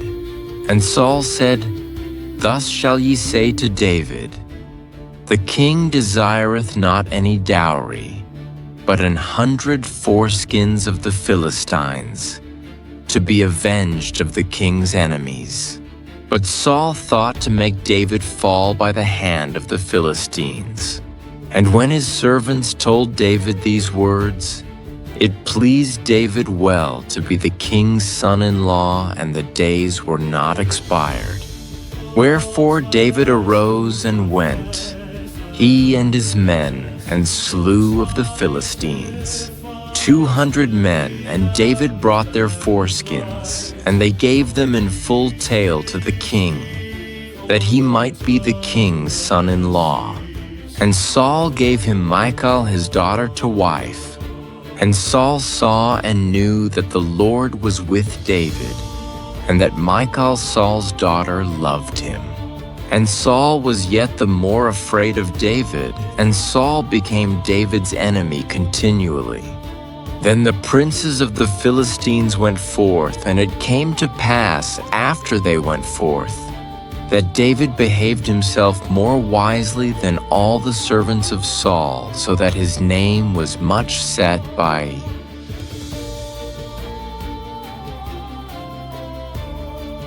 And Saul spake to Jonathan his son, and to all his servants, that they should kill David. But Jonathan Saul's son delighted much in David, and Jonathan told David, saying, Saul my father seeketh to kill thee now. Therefore I pray thee, take heed to thyself until the morning, and abide in a secret place, and hide thyself. And I will go out and stand beside my father in the field where thou art, and I will commune with my father of thee, and what I see that I will tell thee. And Jonathan spake good of David unto Saul his father, and said unto him, Let not the king sin against his servant, against David, because he hath not sinned against thee, and because his works have been to thee ward very good. For he did put his life in his hand, and slew the Philistine, and the Lord wrought a great salvation for all Israel. Thou sawest it, and didst rejoice, wherefore then wilt thou sin against innocent blood, to slay David without a cause? And Saul hearkened unto the voice of Jonathan, and Saul sware, As the Lord liveth, he shall not be slain. And Jonathan called David, and Jonathan showed him all those things. And Jonathan brought David to Saul, and he was in his presence, as in times past. And there was war again, and David went out, and fought with the Philistines, and slew them with a great slaughter, and they fled from him.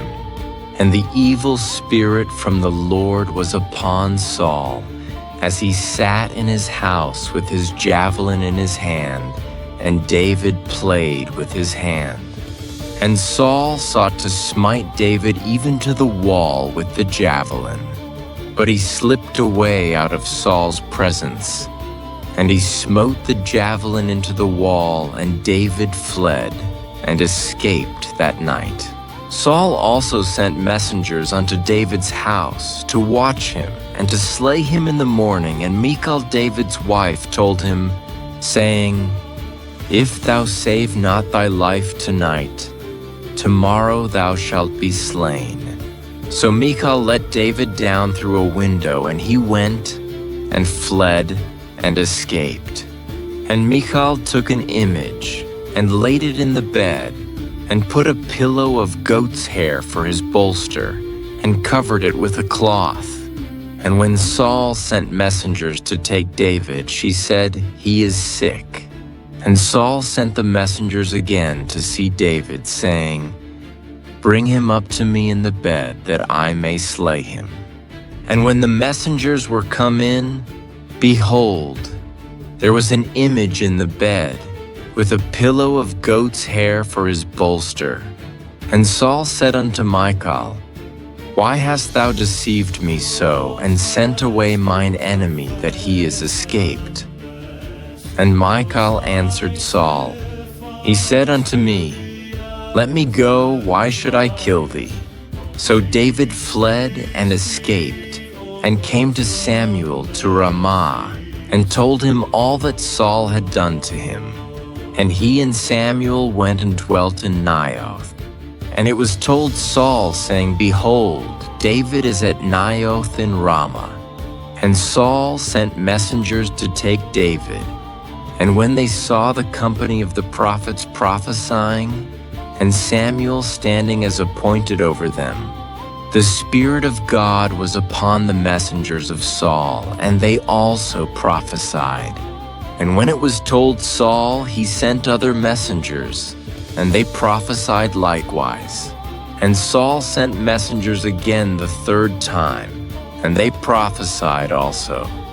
Then went he also to Ramah, and came to a great well that is in Sechu. And he asked, and said, Where are Samuel and David? And one said, Behold, they be at Naioth in Ramah. And he went thither to Naioth in Ramah, and the Spirit of God was upon him also. And he went on and prophesied until he came to Naioth in Ramah. And he stripped off his clothes also, and prophesied before Samuel in like manner, and lay down naked all that day and all that night. Wherefore they say, Is Saul also among the prophets?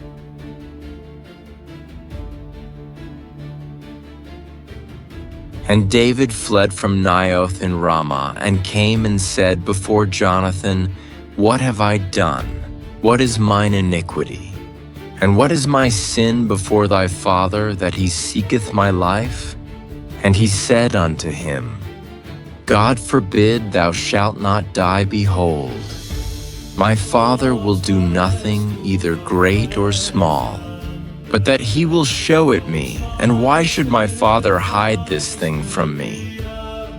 It is not so. And David sware moreover, and said, Thy father certainly knoweth that I have found grace in thine eyes. And he saith, Let not Jonathan know this, lest he be grieved. But truly as the Lord liveth, and as thy soul liveth, there is but a step between me and death. Then said Jonathan unto David, Whatsoever thy soul desireth, I will even do it for thee. And David said unto Jonathan, Behold, tomorrow is the new moon, and I should not fail to sit with the king at meat. But let me go, that I may hide myself in the field unto the third day at even. If thy father at all miss me, then say, David earnestly asked leave of me that he might run to Bethlehem, his city, for there is a yearly sacrifice there for all the family. If he say thus, It is well, thy servant shall have peace. But if he be very wroth, then be sure that evil is determined by him. Therefore thou shalt deal kindly with thy servant, for thou hast brought thy servant into a covenant of the Lord with thee notwithstanding. If there be in me iniquity, slay me thyself, for why shouldest thou bring me to thy father? And Jonathan said, Far be it from thee, for if I knew certainly that evil were determined by my father to come upon thee, then would not I tell it thee? Then said David to Jonathan, Who shall tell me? Or what if thy father answer thee roughly? And Jonathan said unto David, Come and let us go out into the field. And they went out both of them into the field. And Jonathan said unto David, O Lord God of Israel, when I have sounded my father about tomorrow any time or the third day, and behold, if there be good toward David, and I then send not unto thee, and show it thee, the Lord do so, and much more to Jonathan. But if it please my father to do thee evil, then I will show it thee, and send thee away, that thou mayest go in peace, and the Lord be with thee, as he hath been with my father. And thou shalt not only while yet I live show me the kindness of the Lord, that I die not, but also thou shalt not cut off thy kindness from my house forever, no, not when the Lord hath cut off the enemies of David, every one from the face of the earth. So Jonathan made a covenant with the house of David, saying, Let the Lord even require it at the hand of David's enemies. And Jonathan caused David to swear again, because he loved him, for he loved him as he loved his own soul. Then Jonathan said to David, Tomorrow is the new moon, and thou shalt be missed, because thy seat will be empty. And when thou hast stayed 3 days, then thou shalt go down quickly, and come to the place where thou didst hide thyself when the business was in hand, and shalt remain by the stone Ezel. And I will shoot 3 arrows on the side thereof, as though I shot at a mark. And behold, I will send a lad, saying, Go, find out the arrows. If I expressly say unto the lad, Behold, the arrows are on this side of thee, take them. Then come thou, for there is peace to thee, and no hurt, as the Lord liveth. But if I say thus unto the young man, Behold, the arrows are beyond thee, go thy way, for the Lord hath sent thee away. And as touching the matter which thou and I have spoken of, behold, the Lord be between thee and me forever. So David hid himself in the field, and when the new moon was come, the king sat him down to eat meat. And the king sat upon his seat, as at other times, even upon a seat by the wall, and Jonathan arose, and Abner sat by Saul's side, and David's place was empty. Nevertheless, Saul spake not anything that day, for he thought, Something hath befallen him. He is not clean, surely he is not clean. And it came to pass on the morrow, which was the 2nd day of the month, that David's place was empty. And Saul said unto Jonathan his son, Wherefore cometh not the son of Jesse to meat, neither yesterday nor today? And Jonathan answered Saul, David earnestly asked leave of me to go to Bethlehem. And he said, Let me go, I pray thee, for our family hath a sacrifice in the city, and my brother, he hath commanded me to be there. And now, if I have found favor in thine eyes, let me get away, I pray thee, and see my brethren. Therefore he cometh not unto the king's table. Then Saul's anger was kindled against Jonathan, and he said unto him, Thou son of the perverse rebellious woman, do not I know that thou hast chosen the son of Jesse to thine own confusion, and unto the confusion of thy mother's nakedness? For as long as the son of Jesse liveth upon the ground, thou shalt not be established, nor thy kingdom. Wherefore now send and fetch him unto me, for he shall surely die. And Jonathan answered Saul his father, and said unto him, Wherefore shall he be slain? What hath he done? And Saul cast a javelin at him to smite him, whereby Jonathan knew that it was determined of his father to slay David. So Jonathan arose from the table in fierce anger, and did eat no meat the 2nd day of the month. For he was grieved for David, because his father had done him shame. And it came to pass in the morning, that Jonathan went out into the field at the time appointed with David, and a little lad with him. And he said unto his lad, Run, find out now the arrows which I shoot. And as the lad ran, he shot an arrow beyond him. And when the lad was come to the place of the arrow which Jonathan had shot, Jonathan cried after the lad and said, Is not the arrow beyond thee? And Jonathan cried after the lad, Make speed, haste, stay not. And Jonathan's lad gathered up the arrows and came to his master. But the lad knew not anything, only Jonathan and David knew the matter. And Jonathan gave his artillery unto his lad, and said unto him, Go, carry them to the city. And as soon as the lad was gone, David arose out of a place toward the south, and fell on his face to the ground, and bowed himself 3 times. And they kissed one another, and wept one with another, until David exceeded. And Jonathan said to David, Go in peace. For as much as we have sworn both of us in the name of the Lord, saying, The Lord be between me and thee, and between my seed and thy seed forever. And he arose and departed, and Jonathan went into the city.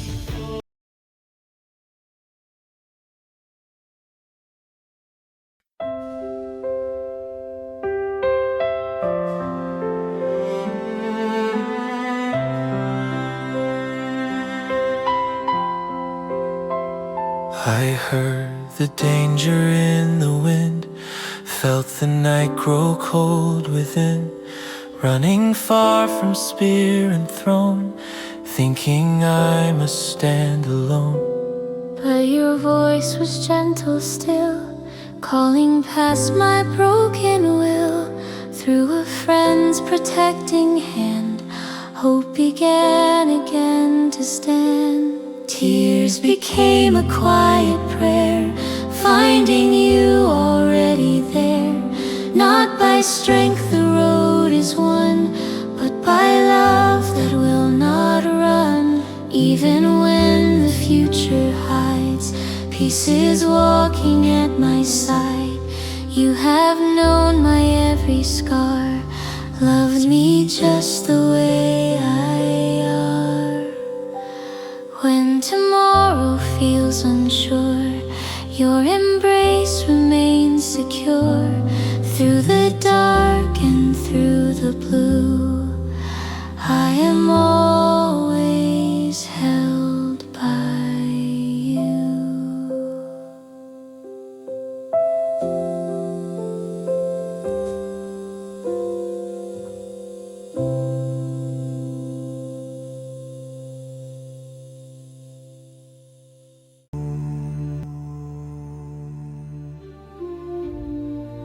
Then came David to Nob to Ahimelech the priest.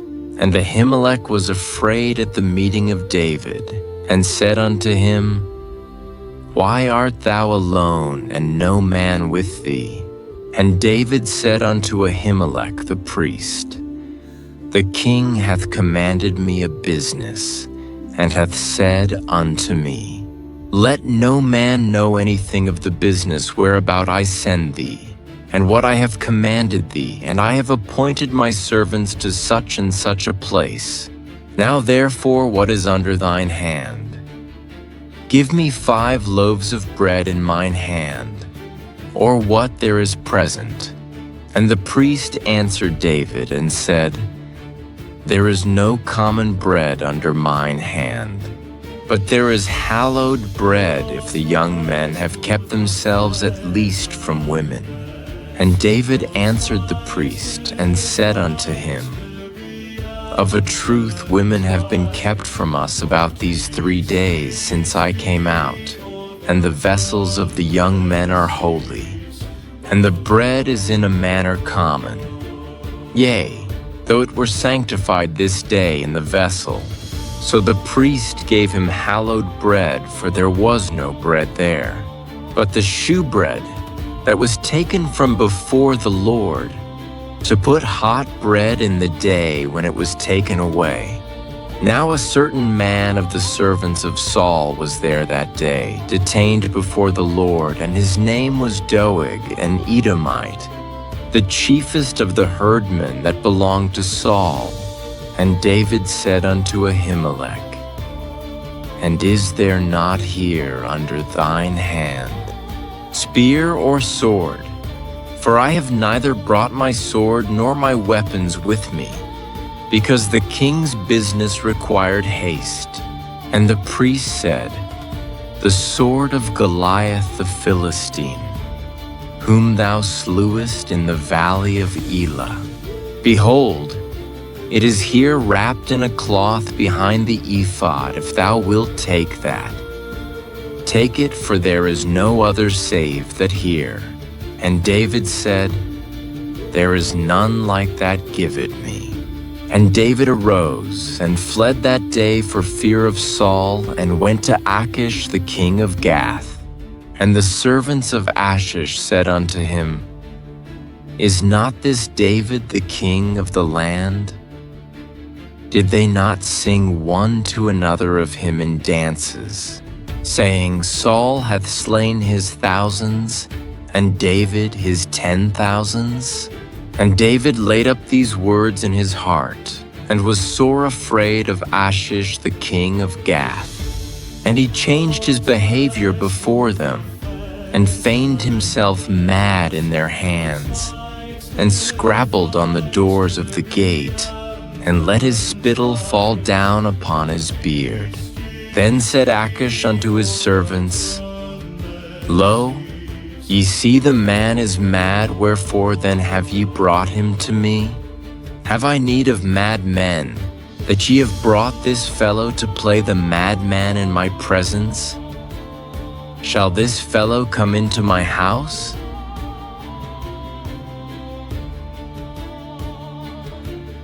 David therefore departed thence, and escaped to the cave Adullam.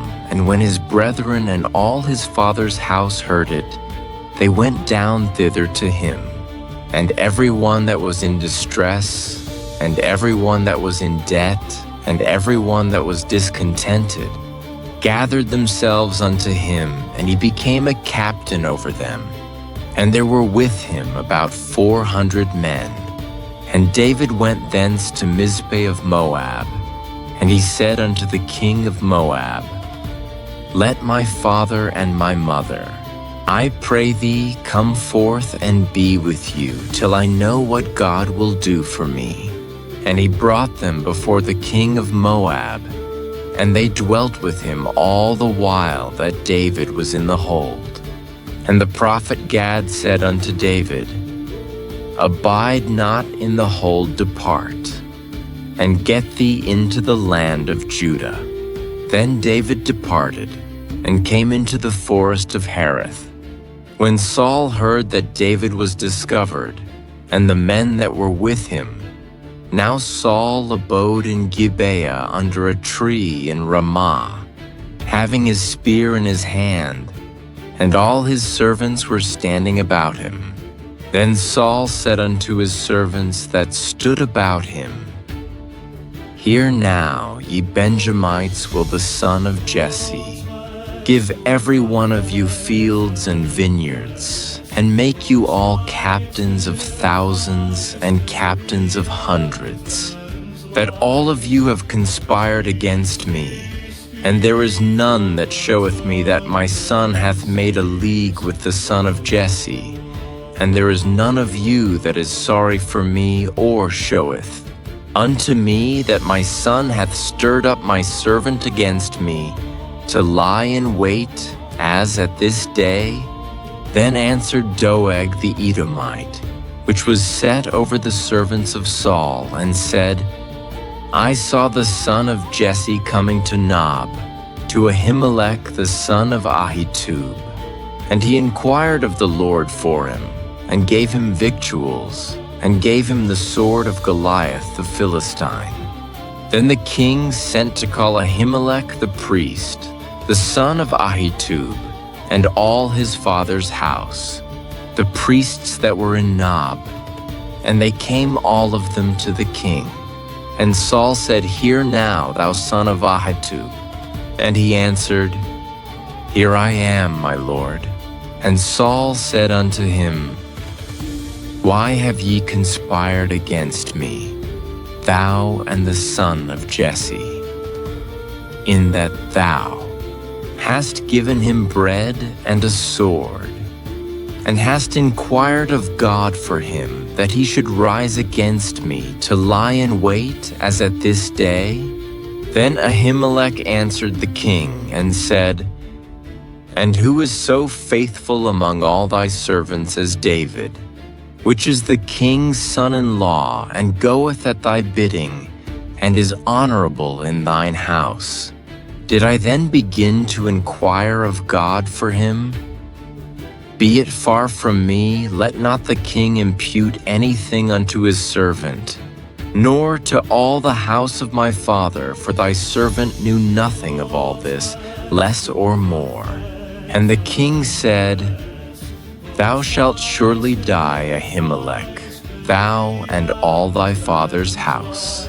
And the king said unto the footmen that stood about him, Turn, and slay the priests of the Lord, because their hand also is with David, and because they knew when he fled, and did not show it to me.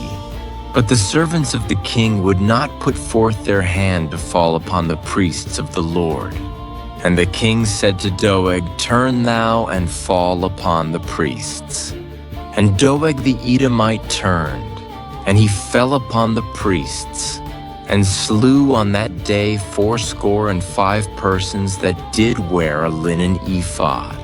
And Nob, the city of the priests, smote he with the edge of the sword, both men and women, children and sucklings, and oxen and asses and sheep with the edge of the sword. And one of the sons of Ahimelech, the son of Ahitub, named Abiathar, escaped and fled after David. And Abiathar showed David that Saul had slain the Lord's priests. And David said unto Abiathar, I knew it that day, when Doeg the Edomite was there, that he would surely tell Saul, I have occasioned the death of all the persons of thy father's house. Abide thou with me. Fear not, for he that seeketh my life seeketh thy life, but with me thou shalt be in safeguard.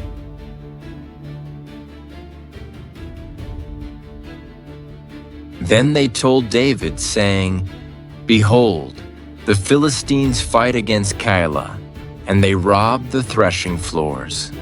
Therefore David inquired of the Lord, saying, Shall I go and smite these Philistines? And the Lord said unto David, Go and smite the Philistines, and save Keilah.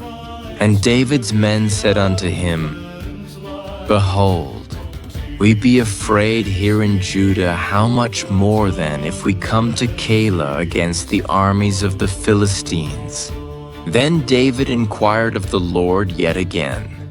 And the Lord answered him and said, Arise, go down to Keilah, for I will deliver the Philistines into thine hand. So David and his men went to Keilah and fought with the Philistines, and brought away their cattle, and smote them with a great slaughter. So David saved the inhabitants of Keilah. And it came to pass, when Abiathar the son of Ahimelech fled to David to Keilah, that he came down with an ephod in his hand. And it was told Saul that David was come to Keilah. And Saul said, God hath delivered him into mine hand, for he is shut in, by entering into a town that hath gates and bars. And Saul called all the people together to war, to go down to Keilah, to besiege David and his men. And David knew that Saul secretly practiced mischief against him, and he said to Abiathar the priest, Bring hither the ephod. Then said David, O Lord God of Israel, thy servant hath certainly heard that Saul seeketh to come to Keilah, to destroy the city for my sake. Will the men of Keilah deliver me up into his hand? Will Saul come down as thy servant hath heard? O Lord God of Israel, I beseech thee, tell thy servant. And the Lord said, He will come down. Then said David, Will the men of Keilah deliver me and my men into the hand of Saul? And the Lord said, They will deliver thee up. Then David and his men, which were about 600, arose and departed out of Keilah, and went whithersoever they could go. And it was told Saul that David was escaped from Keilah, and he forbare to go forth. And David abode in the wilderness in strongholds, and remained in a mountain in the wilderness of Ziph. And Saul sought him every day, but God delivered him not into his hand. And David saw that Saul was come out to seek his life, and David was in the wilderness of Ziph in a wood. And Jonathan Saul's son arose, and went to David into the wood, and strengthened his hand in God. And he said unto him, Fear not for the hand of Saul. My father shall not find thee, and thou shalt be king over Israel. And I shall be next unto thee, and that also Saul my father knoweth. And they two made a covenant before the Lord, and David abode in the wood, and Jonathan went to his house. Then came up the Ziphites to Saul to Gibeah, saying, Doth not David hide himself with us in strongholds in the wood, in the hill of Hachilah, which is on the south of Jeshimon? Now therefore, O king, come down according to all the desire of thy soul to come down, and our part shall be to deliver him into the king's hand.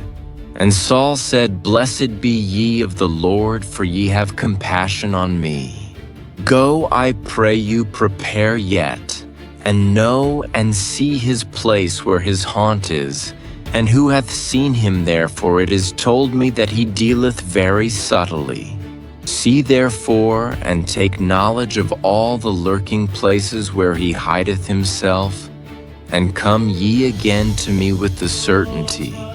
And I will go with you, and it shall come to pass, if he be in the land, that I will search him out throughout all the thousands of Judah. And they arose and went to Ziph before Saul, but David and his men were in the wilderness of Maon, in the plain on the south of Jeshimon. Saul also and his men went to seek him. And they told David wherefore he came down into a rock, and abode in the wilderness of Maon. And when Saul heard that, he pursued after David in the wilderness of Maon. And Saul went on this side of the mountain, and David and his men on that side of the mountain. And David made haste to get away for fear of Saul, for Saul and his men compassed David and his men round about to take them. But there came a messenger unto Saul, saying, Haste thee, and come, for the Philistines have invaded the land. Wherefore Saul returned from pursuing after David, and went against the Philistines. Therefore they called that place Selah-Hamalekoth. And David went up from thence, and dwelt in strongholds at En-Gedi.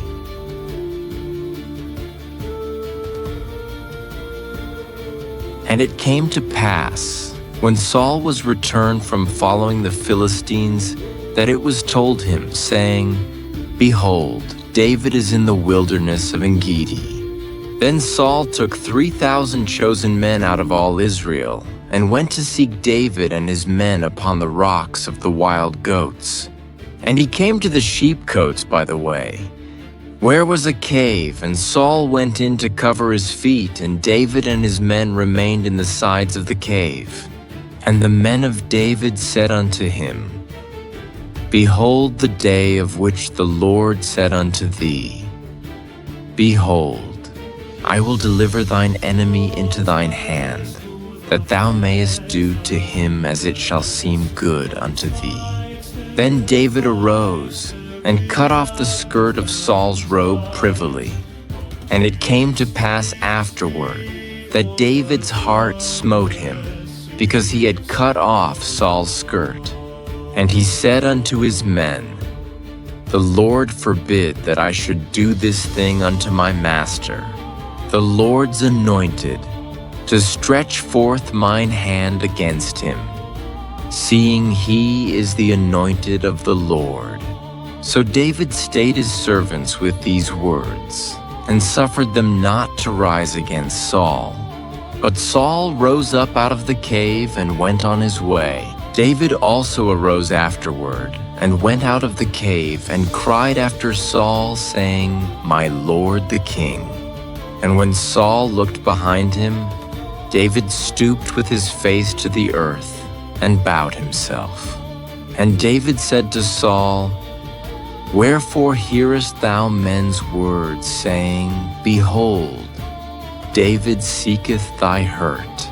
Behold, this day thine eyes have seen how that the Lord had delivered thee today into mine hand in the cave.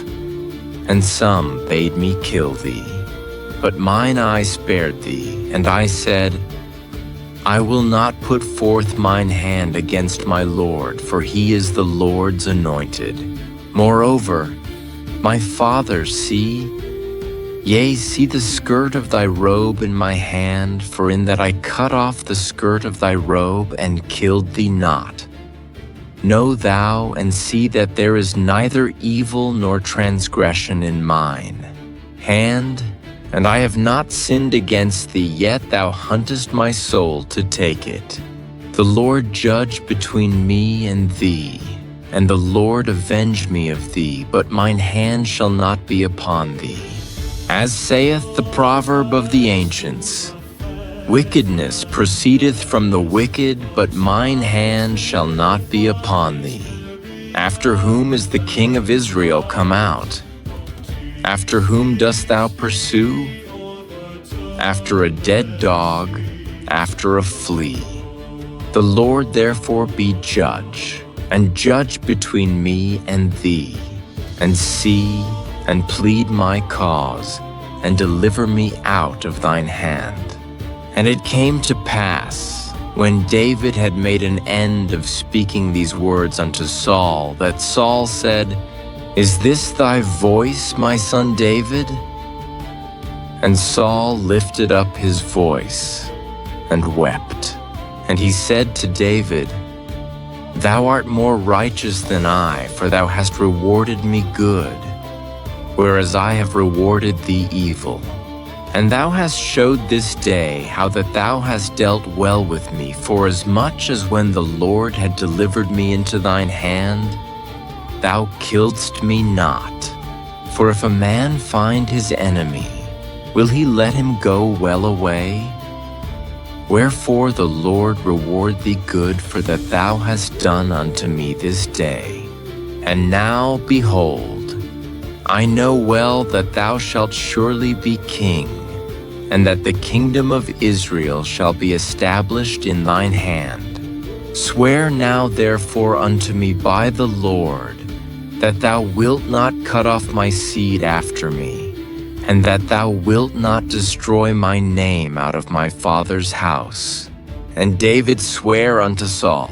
And Saul went home, but David and his men gat them up unto the hold.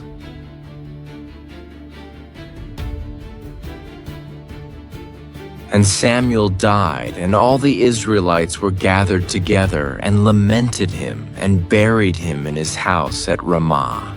And David arose, and went down to the wilderness of Paran. And there was a man in Maon, whose possessions were in Carmel, and the man was very great. And he had 3,000 sheep and 1,000 goats, and he was shearing his sheep in Carmel. Now the name of the man was Nabal, and the name of his wife Abigail. And she was a woman of good understanding, and of a beautiful countenance. But the man was churlish and evil in his doings, and he was of the house of Caleb. And David heard in the wilderness that Nabal did shear his sheep. And David sent out 10 young men. And David said unto the young men, Get you up to Carmel, and go to Nabal, and greet him in my name. And thus shall ye say to him that liveth in prosperity, Peace be both to thee, and peace be to thine house, and peace be unto all that thou hast. And now I have heard that thou hast shearers now thy shepherds, which were with us, we hurt them not, neither was there aught missing unto them. All the while they were in Carmel, ask thy young men, and they will show thee. Wherefore let the young men find favor in thine eyes. For we come in a good day give, I pray thee, whatsoever cometh to thine hand unto thy servants, and to thy son David. And when David's young men came, they spake to Nabal according to all those words in the name of David, and ceased. And Nabal answered David's servants, and said, Who is David, and who is the son of Jesse? There be many servants now, a days that break away every man from his master. Shall I then take my bread, and my water, and my flesh that I have killed for my shearers, and give it unto men whom I know not whence they be? So David's young men turned their way, and went again, and came and told him all those sayings. And David said unto his men, Gird ye on every man his sword. And they girded on every man his sword. And David also girded on his sword. And there went up after David about 400 men, and 200 abode by the stuff. But one of the young men told Abigail, Nabal's wife, saying, Behold, David sent messengers out of the wilderness to salute our master, and he railed on them. But the men were very good unto us, and we were not hurt. Neither missed we anything, as long as we were conversant with them, when we were in the fields. They were a wall unto us both by night and day. All the while we were with them keeping the sheep. Now therefore know and consider what thou wilt do, for evil is determined against our master, and against all his household. For he is such a son of Belial, that a man cannot speak to him. Then Abigail made haste, and took 200 loaves, and 2 bottles of wine, and 5 sheep ready, dressed, and 5 measures of parched corn, and 100 clusters of raisins, and 200 cakes of figs, and laid them on asses. And she said unto her servants, Go on before me, behold, I come after you." But she told not her husband Nabal. And it was so, as she rode on the ass, that she came down by the covert of the hill. And behold, David and his men came down against her, and she met them. Now David had said, "Surely in vain have I kept all that this fellow hath in the wilderness, so that nothing was missed of all that pertained unto him. And he hath requited me evil for good. So and more also do God unto the enemies of David, if I leave of all that pertain to him by the morning light any that pisseth against the wall." And when Abigail saw David, she hasted, and lighted off the ass, and fell before David on her face, and bowed herself to the ground, and fell at his feet, and said, "Upon me, my Lord, upon me. Let this iniquity be, and let thine handmaid, I pray thee, speak in thine audience, and hear the words of thine handmaid. Let not my Lord, I pray thee, regard this man of Belial, even Nabal, for as his name is, so is he. Nabal is his name, and folly is with him. But I thine handmaid saw not the young men of my Lord, whom thou didst send. Now therefore, my Lord, as the Lord liveth, and as thy soul liveth, seeing the Lord hath withholden thee from coming to shed blood, and from avenging thyself with thine own hand, now let thine enemies, and they that seek evil to my Lord, be as Nabal. And now this blessing which thine handmaid hath brought unto my Lord, let it even be given unto the young men that follow my Lord. I pray thee, forgive the trespass of thine handmaid, for the Lord will certainly make my Lord a sure house, because my Lord fighteth the battles of the Lord, and evil hath not been found in thee all thy days. Yet a man is risen to pursue thee, and to seek thy soul, but the soul of my Lord shall be bound in the bundle of life, with the Lord thy God and the souls of thine enemies. Them shall he sling out, as out of the middle of a sling. And it shall come to pass, when the Lord shall have done to my Lord according to all the good that he hath spoken concerning thee, and shall have appointed thee ruler over Israel, that this shall be no grief unto thee, nor offense of heart unto my Lord, either that thou hast shed blood causeless, or that my Lord hath avenged himself. But when the Lord shall have dealt well with my Lord, then remember thine handmaid." And David said to Abigail, "Blessed be the Lord God of Israel, which sent thee this day to meet me. And blessed be thy advice, and blessed be thou, which hast kept me this day from coming to shed blood, and from avenging myself with mine own hand. For in very deed, as the Lord God of Israel liveth, which hath kept me back from hurting thee, except thou hadst hasted and come to meet me, surely there had not been left unto Nabal by the morning light any that pisseth against the wall." So David received of her hand that which she had brought him, and said unto her, "Go up in peace to thine house, see. I have hearkened to thy voice, and have accepted thy person." And Abigail came to Nabal, and behold, he held a feast in his house, like the feast of a king, and Nabal's heart was merry within him, for he was very drunken, wherefore she told him nothing, less or more, until the morning light. But it came to pass in the morning, when the wine was gone out of Nabal, and his wife had told him these things, that his heart died within him, and he became as a stone.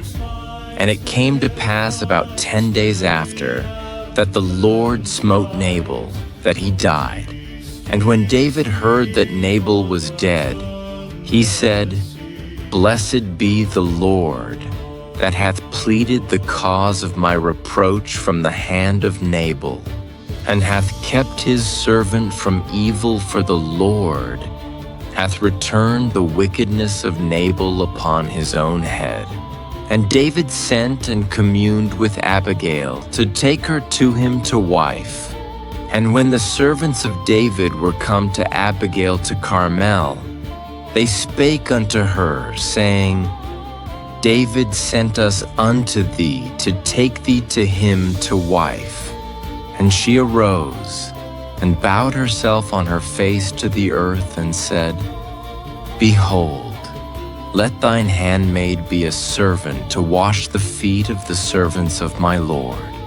And Abigail hasted and arose and rode upon an ass, with 5 damsels of hers that went after her, and she went after the messengers of David, and became his wife.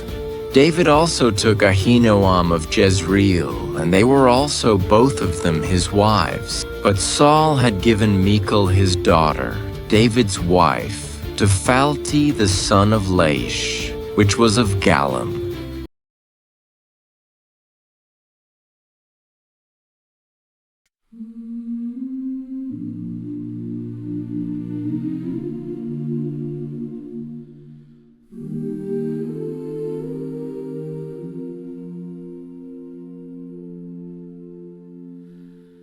When fear was waiting at the door of morning,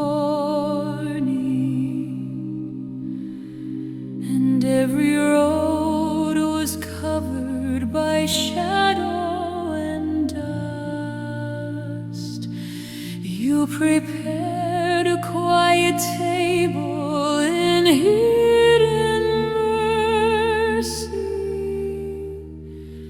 bread for the hungry soul that wandered in trust. No sword could silence the promise you whispered. No throne could cancel the kindness you gave.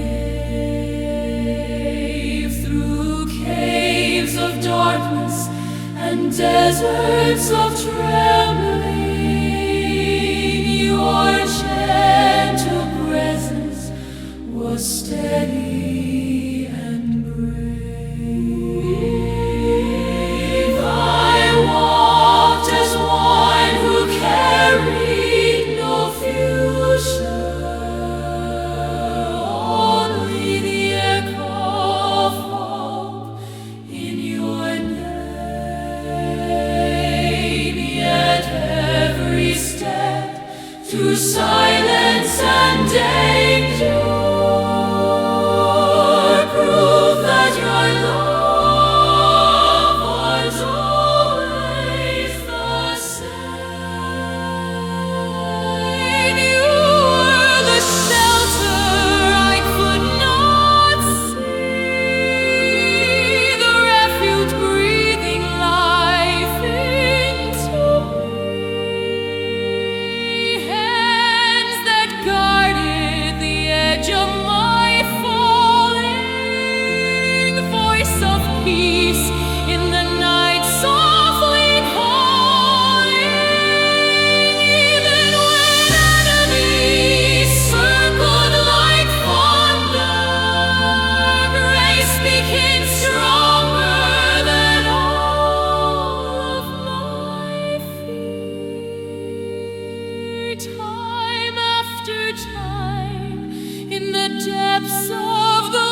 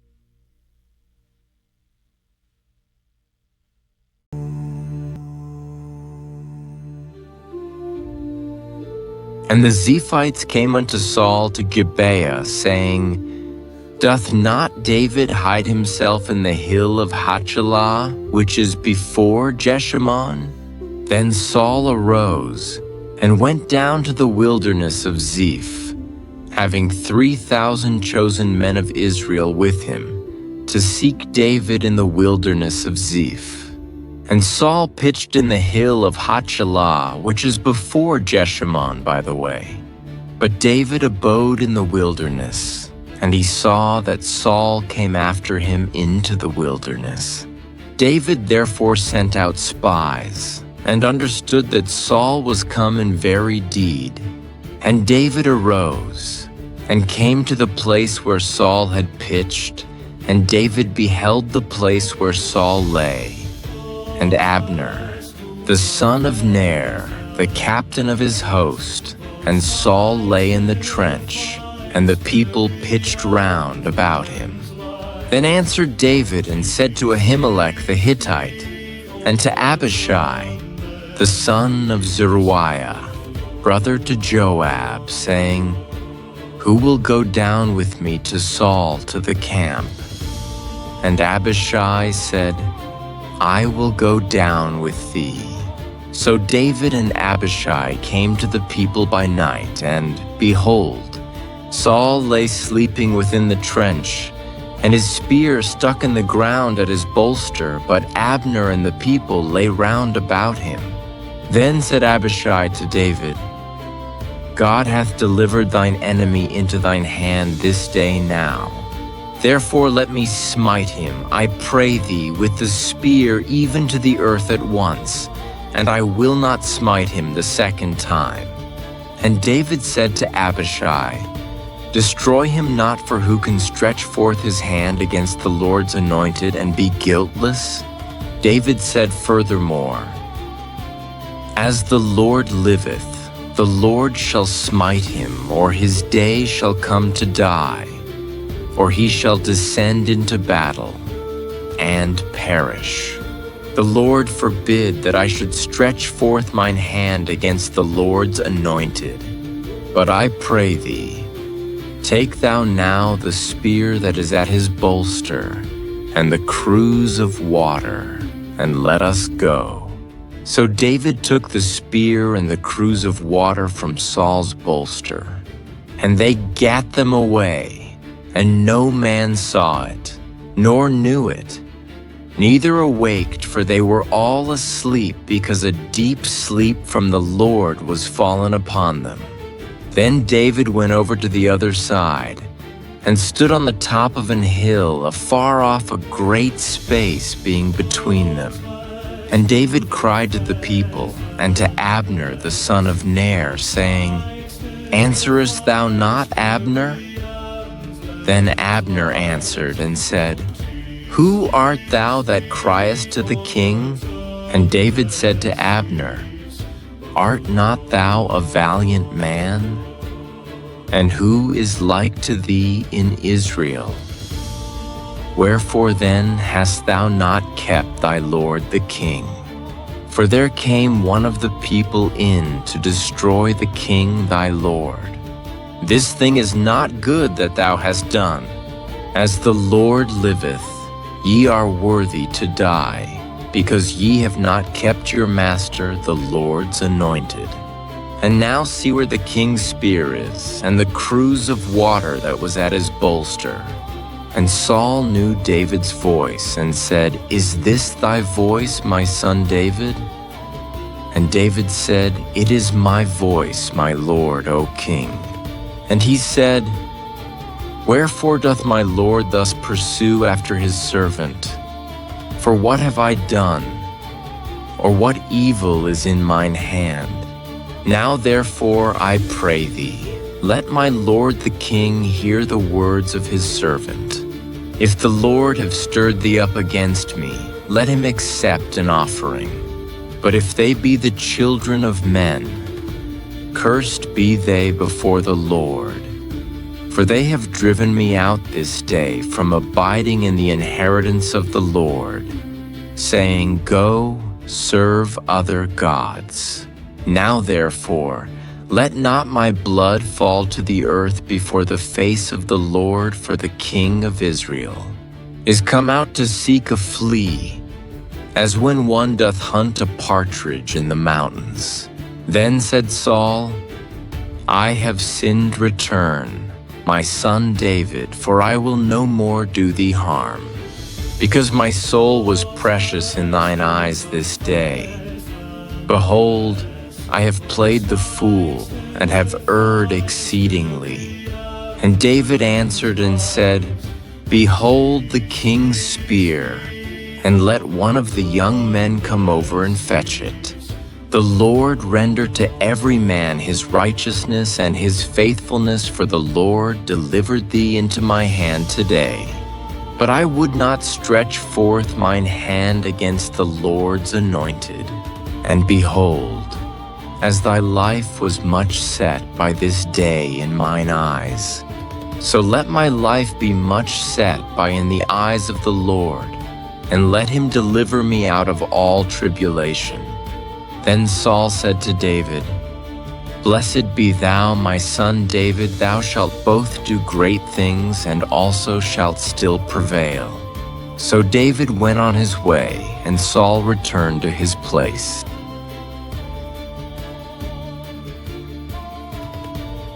And David said in his heart, I shall now perish one day by the hand of Saul. There is nothing better for me than that I should speedily escape into the land of the Philistines, and Saul shall despair of me. To seek me any more in any coast of Israel, so shall I escape out of his hand. And David arose, and he passed over with the 600 men that were with him unto Achish, the son of Maosh, king of Gath.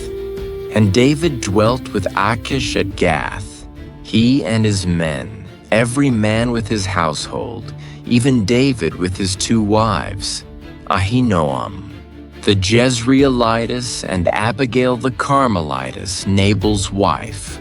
And it was told Saul that David was fled to Gath, and he sought no more again for him. And David said unto Achish, If I have now found grace in thine eyes, let them give me a place in some town in the country, that I may dwell there, for why should thy servant dwell in the royal city with thee? Then Achish gave him Ziklag that day, wherefore Ziklag pertaineth unto the kings of Judah unto this day. And the time that David dwelt in the country of the Philistines was a full year and 4 months. And David and his men went up, and invaded the Geshurites, and the Gezrites, and the Amalekites, for those nations were of old, the inhabitants of the land, as thou goest to Shur, even unto the land of Egypt. And David smote the land, and left neither man nor woman alive, and took away the sheep, and the oxen, and the asses, and the camels, and the apparel, and returned, and came to Achish. And Achish said, Whither have ye made a road today? And David said, Against the south of Judah, and against the south of the Jerahmeelites, and against the south of the Kenites. And David saved neither man nor woman alive, to bring tidings to Gath, saying, Lest they should tell on us, saying, So did David, and so will be his manner all the while he dwelleth in the country of the Philistines.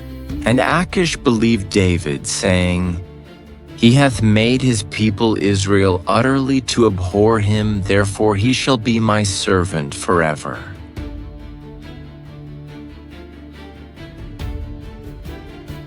And it came to pass in those days, that the Philistines gathered their armies together for warfare, to fight with Israel. And Achish said unto David, Know thou assuredly that thou shalt go out with me to battle, thou and thy men. And David said to Achish, "Surely thou shalt know what thy servant can do."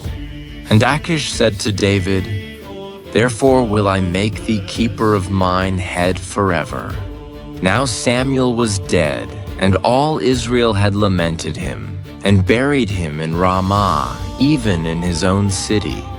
And Saul had put away those that had familiar spirits and the wizards out of the land.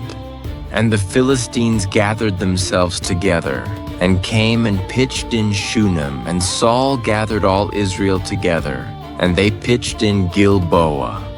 And when Saul saw the host of the Philistines, he was afraid, and his heart greatly trembled.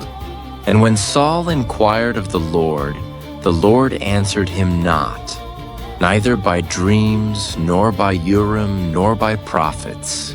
Then said Saul unto his servants, "Seek me a woman that hath a familiar spirit, that I may go to her and inquire of her." And his servants said to him, "Behold, there is a woman that hath a familiar spirit at Endor." And Saul disguised himself, and put on other raiment, and he went, and 2 men with him. And they came to the woman by night, and he said, "I pray thee, divine unto me by the familiar spirit, and bring me him up, whom I shall name unto thee." And the woman said unto him, "Behold, thou knowest what Saul hath done, how he hath cut off those that have familiar spirits, and the wizards, out of the land. Wherefore then layest thou a snare for my life, to cause me to die?" And Saul sware to her by the Lord, saying, "As the Lord liveth, there shall no punishment happen to thee for this thing." Then said the woman, "Whom shall I bring up unto thee?" And he said, "Bring me up Samuel." And when the woman saw Samuel, she cried with a loud voice, and the woman spake to Saul, saying, "Why hast thou deceived me? For thou art Saul." And the king said unto her, "Be not afraid, for what sawest thou?" And the woman said unto Saul, "I saw gods ascending out of the earth." And he said unto her, "What form is he of?" And she said, "An old man cometh up, and he is covered with a mantle." And Saul perceived that it was Samuel, and he stooped with his face to the ground, and bowed himself. And Samuel said to Saul, "Why hast thou disquieted me to bring me up?" And Saul answered, "I am sore distressed, for the Philistines make war against me. And God is departed from me, and answereth me no more, neither by prophets, nor by dreams. Therefore I have called thee, that thou mayest make known unto me what I shall do." Then said Samuel, "Wherefore then dost thou ask of me, seeing the Lord is departed from thee, and is become thine enemy? And the Lord hath done to him as he spake by me, for the Lord hath rent the kingdom out of thine hand, and given it to thy neighbor, even to David. Because thou obeyedst not the voice of the Lord, nor executedst his fierce wrath upon Amalek. Therefore hath the Lord done this thing unto thee this day. Moreover, the Lord will also deliver Israel with thee into the hand of the Philistines. And tomorrow shalt thou and thy sons be with me. The Lord also shall deliver the host of Israel into the hand of the Philistines." Then Saul fell straightway all along on the earth, and was sore afraid because of the words of Samuel.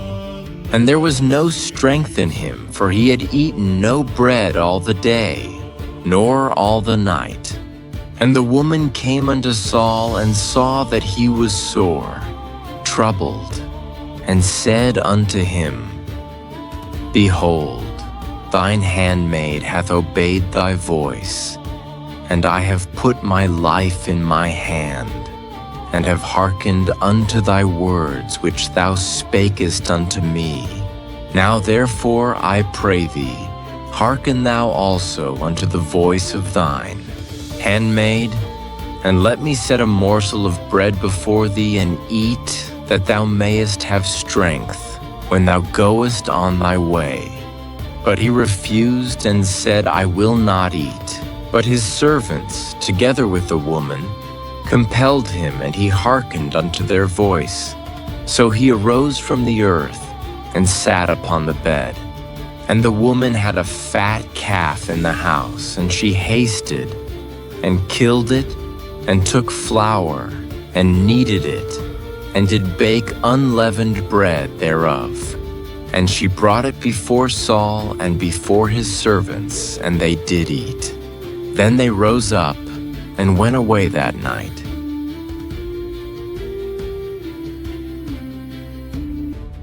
Now the Philistines gathered together all their armies to Aphek, and the Israelites pitched by a fountain which is in Jezreel. And the lords of the Philistines passed on by hundreds and by thousands, but David and his men passed on in the reward with Achish. Then said the princes of the Philistines, What do these Hebrews here? And Achish said unto the princes of the Philistines, Is not this David, the servant of Saul the king of Israel, which hath been with me these days or these years? And I have found no fault in him since he fell unto me unto this day.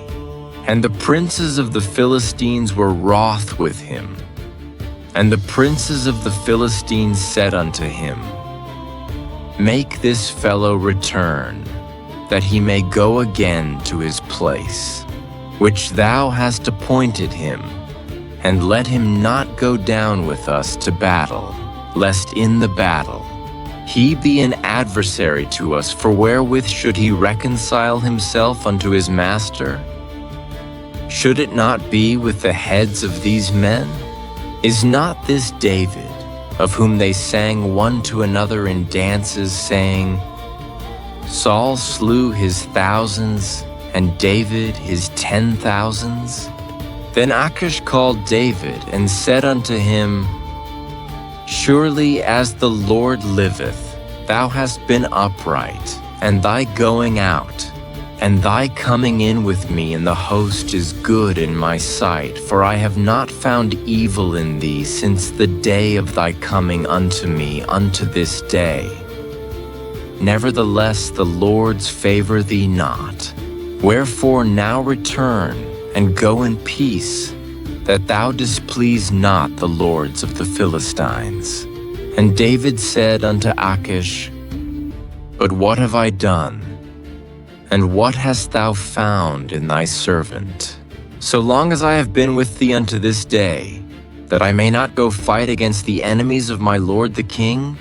And Achish answered and said to David, I know that thou art good in my sight, as an angel of God notwithstanding.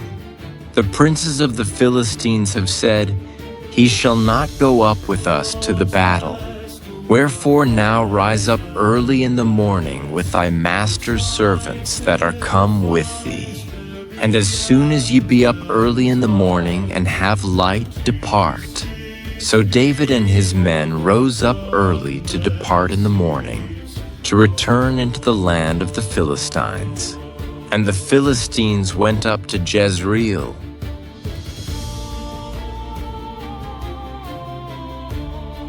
And it came to pass, when David and his men were come to Ziklag on the third day, that the Amalekites had invaded the south, and Ziklag, and smitten Ziklag, and burned it with fire, and had taken the women captives, that were therein they slew not any, either great or small, but carried them away, and went on their way. So David and his men came to the city, and behold, it was burned with fire, and their wives and their sons and their daughters were taken captives. Then David and the people that were with him lifted up their voice and wept, until they had no more power to weep. And David's 2 wives were taken captives, Ahinoam the Jezreelitess, and Abigail the wife of Nabal the Carmelite. And David was greatly distressed, for the people spake of stoning him, because the soul of all the people was grieved, every man for his sons and for his daughters. But David encouraged himself in the Lord his God. And David said to Abiathar the priest, Ahimelech's son, I pray thee, bring me hither the ephod. And Abiathar brought thither the ephod to David. And David inquired at the Lord, saying, Shall I pursue after this troop? Shall I overtake them? And he answered him, Pursue, for thou shalt. Surely overtake them, and without fail recover all. So David went, he and the 600 men that were with him, and came to the brook Besor, where those that were left behind stayed. But David pursued, he and 400 men, for 200 abode behind, which were so faint that they could not go over the brook Besor. And they found an Egyptian in the field, and brought him to David, and gave him bread, and he did eat, and they made him drink water. And they gave him a piece of a cake of figs, and 2 clusters of raisins. And when he had eaten, his spirit came again to him, for he had eaten no bread, nor drunk any water, 3 days and 3 nights. And David said unto him, To whom belongest thou? And whence art thou? And he said, I am a young man of Egypt, servant to an Amalekite, and my master left me, because 3 days agone I fell sick. We made an invasion upon the south of the Cherethites, and upon the coast which belongeth to Judah, and upon the south of Caleb, and we burned Ziklag with fire. And David said to him, Canst thou bring me down to this company? And he said, Swear unto me by God, that thou wilt neither kill me, nor deliver me into the hands of my master, and I will bring thee down to this company. And when he had brought him down, behold, they were spread abroad upon all the earth, eating and drinking and dancing, because of all the great spoil that they had taken out of the land of the Philistines, and out of the land of Judah. And David smote them from the twilight even unto the evening of the next day, and there escaped not a man of them, save 400 young men, which rode upon camels and fled. And David recovered all that the Amalekites had carried away, and David rescued his 2 wives. And there was nothing lacking to them, neither small nor great, neither sons nor daughters, neither spoil nor anything that they had taken to them. David recovered all. And David took all the flocks and the herds which they drave before those other cattle, and said, This is David's spoil. And David came to the 200 men, which were so faint that they could not follow David, whom they had made also to abide at the brook Besor, and they went forth to meet David, and to meet the people that were with him. And when David came near to the people, he saluted them. Then answered all the wicked men and men of Belial, of those that went with David, and said, Because they went not with us, we will not give them aught of the spoil that we have recovered, save to every man his wife and his children, that they may lead them away and depart. Then said David, Ye shall not do so, my brethren, with that which the Lord hath given us, who hath preserved us, and delivered the company that came against us into our hand. For who will hearken unto you in this matter? But as his part is that goeth down to the battle, so shall his part be that tarrieth by the stuff. They shall part alike. And it was so from that day forward, that he made it a statute and an ordinance for Israel unto this day. And when David came to Ziklag, he sent of the spoil unto the elders of Judah, even to his friends, saying, Behold, a present for you of the spoil of the enemies of the Lord, to them which were in Bethel, and to them which were in South Ramoth, and to them which were in Jattir, and to them which were in Aroer, and to them which were in Siphmoth, and to them which were in Eshtemoa, and to them which were in Rachel, and to them which were in the cities of the Jerahmeelites, and to them which were in the cities of the Kenites, and to them which were in Hormah, and to them which were in Korashan, and to them which were in Athach, and to them which were in Hebron, and to all the places where David himself and his men were wont to haunt.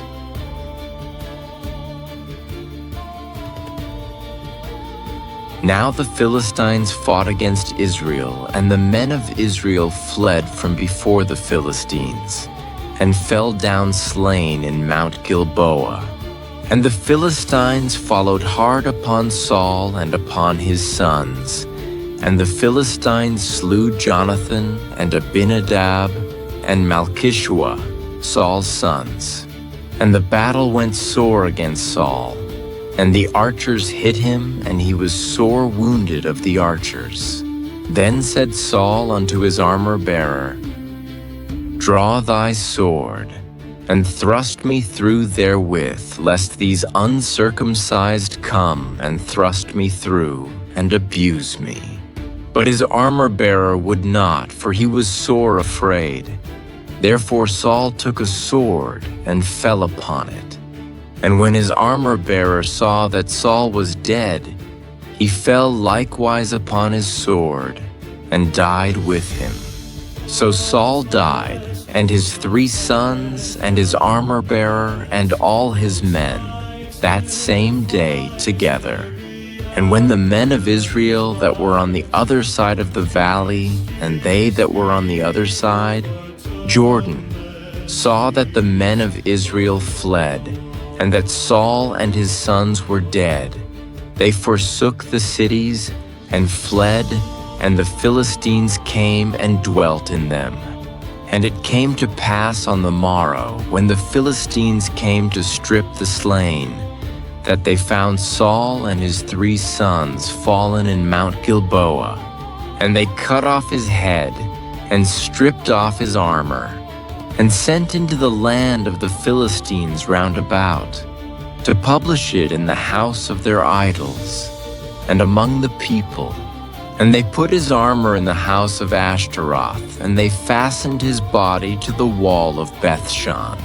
And when the inhabitants of Jabesh-Gilead heard of that which the Philistines had done to Saul, all the valiant men arose, and went all night, and took the body of Saul and the bodies of his sons from the wall of Bethshan, and came to Jabesh, and burnt them there.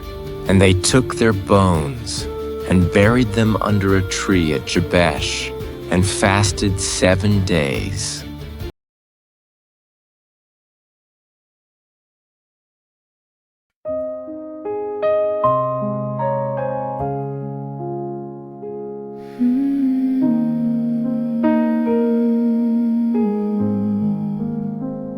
We walk through stories torn by morning, through final words we could not hold. Goodbyes echoed across the mountains, leaving the night unbearably cold. But in the space where grief was deepest, a quiet comfort softly grew. Not every tear was empty sorrow. Some were touched with hope in you. You stayed when everything was falling. You breathed when courage disappeared. You held the broken pieces gently, closer than every hidden fear. Now in the hush beyond the weeping, a fragile peace begins to rise. For love is stronger than the ending, And mercy never truly dies. so take this heart into tomorrow. Carry it where light is new. For every last and lonely moment was already known by you.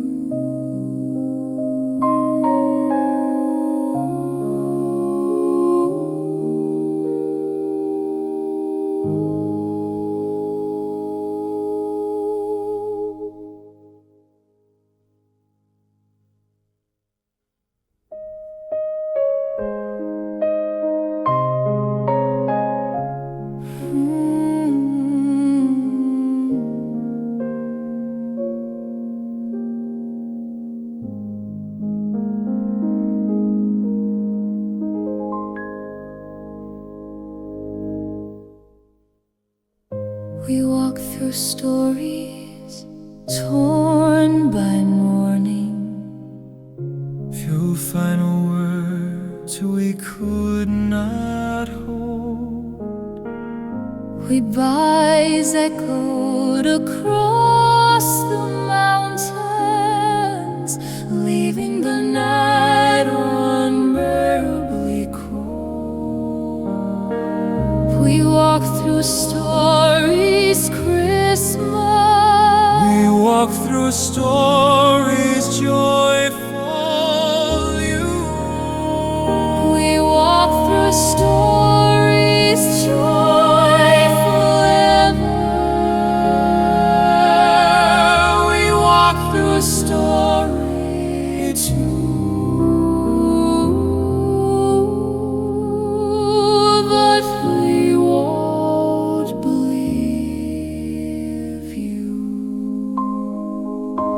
we walk through stories joy for you. We walk through stories joyful.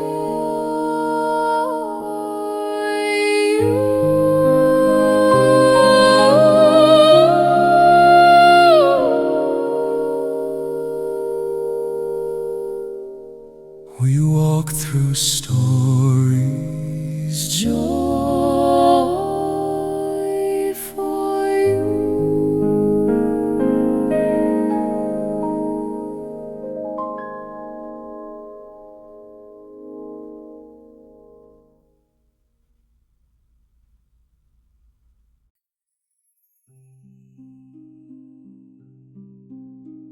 Tonight we read the entire book of 1 Samuel together.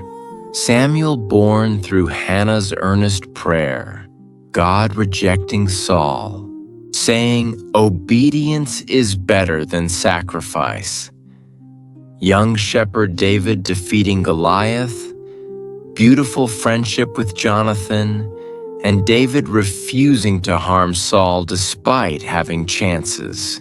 God looks at the heart, not appearance, delights in obedience, and exalts those who wait for his timing. You've done so well today. Rest peacefully now. Sleep well, sweet dreams.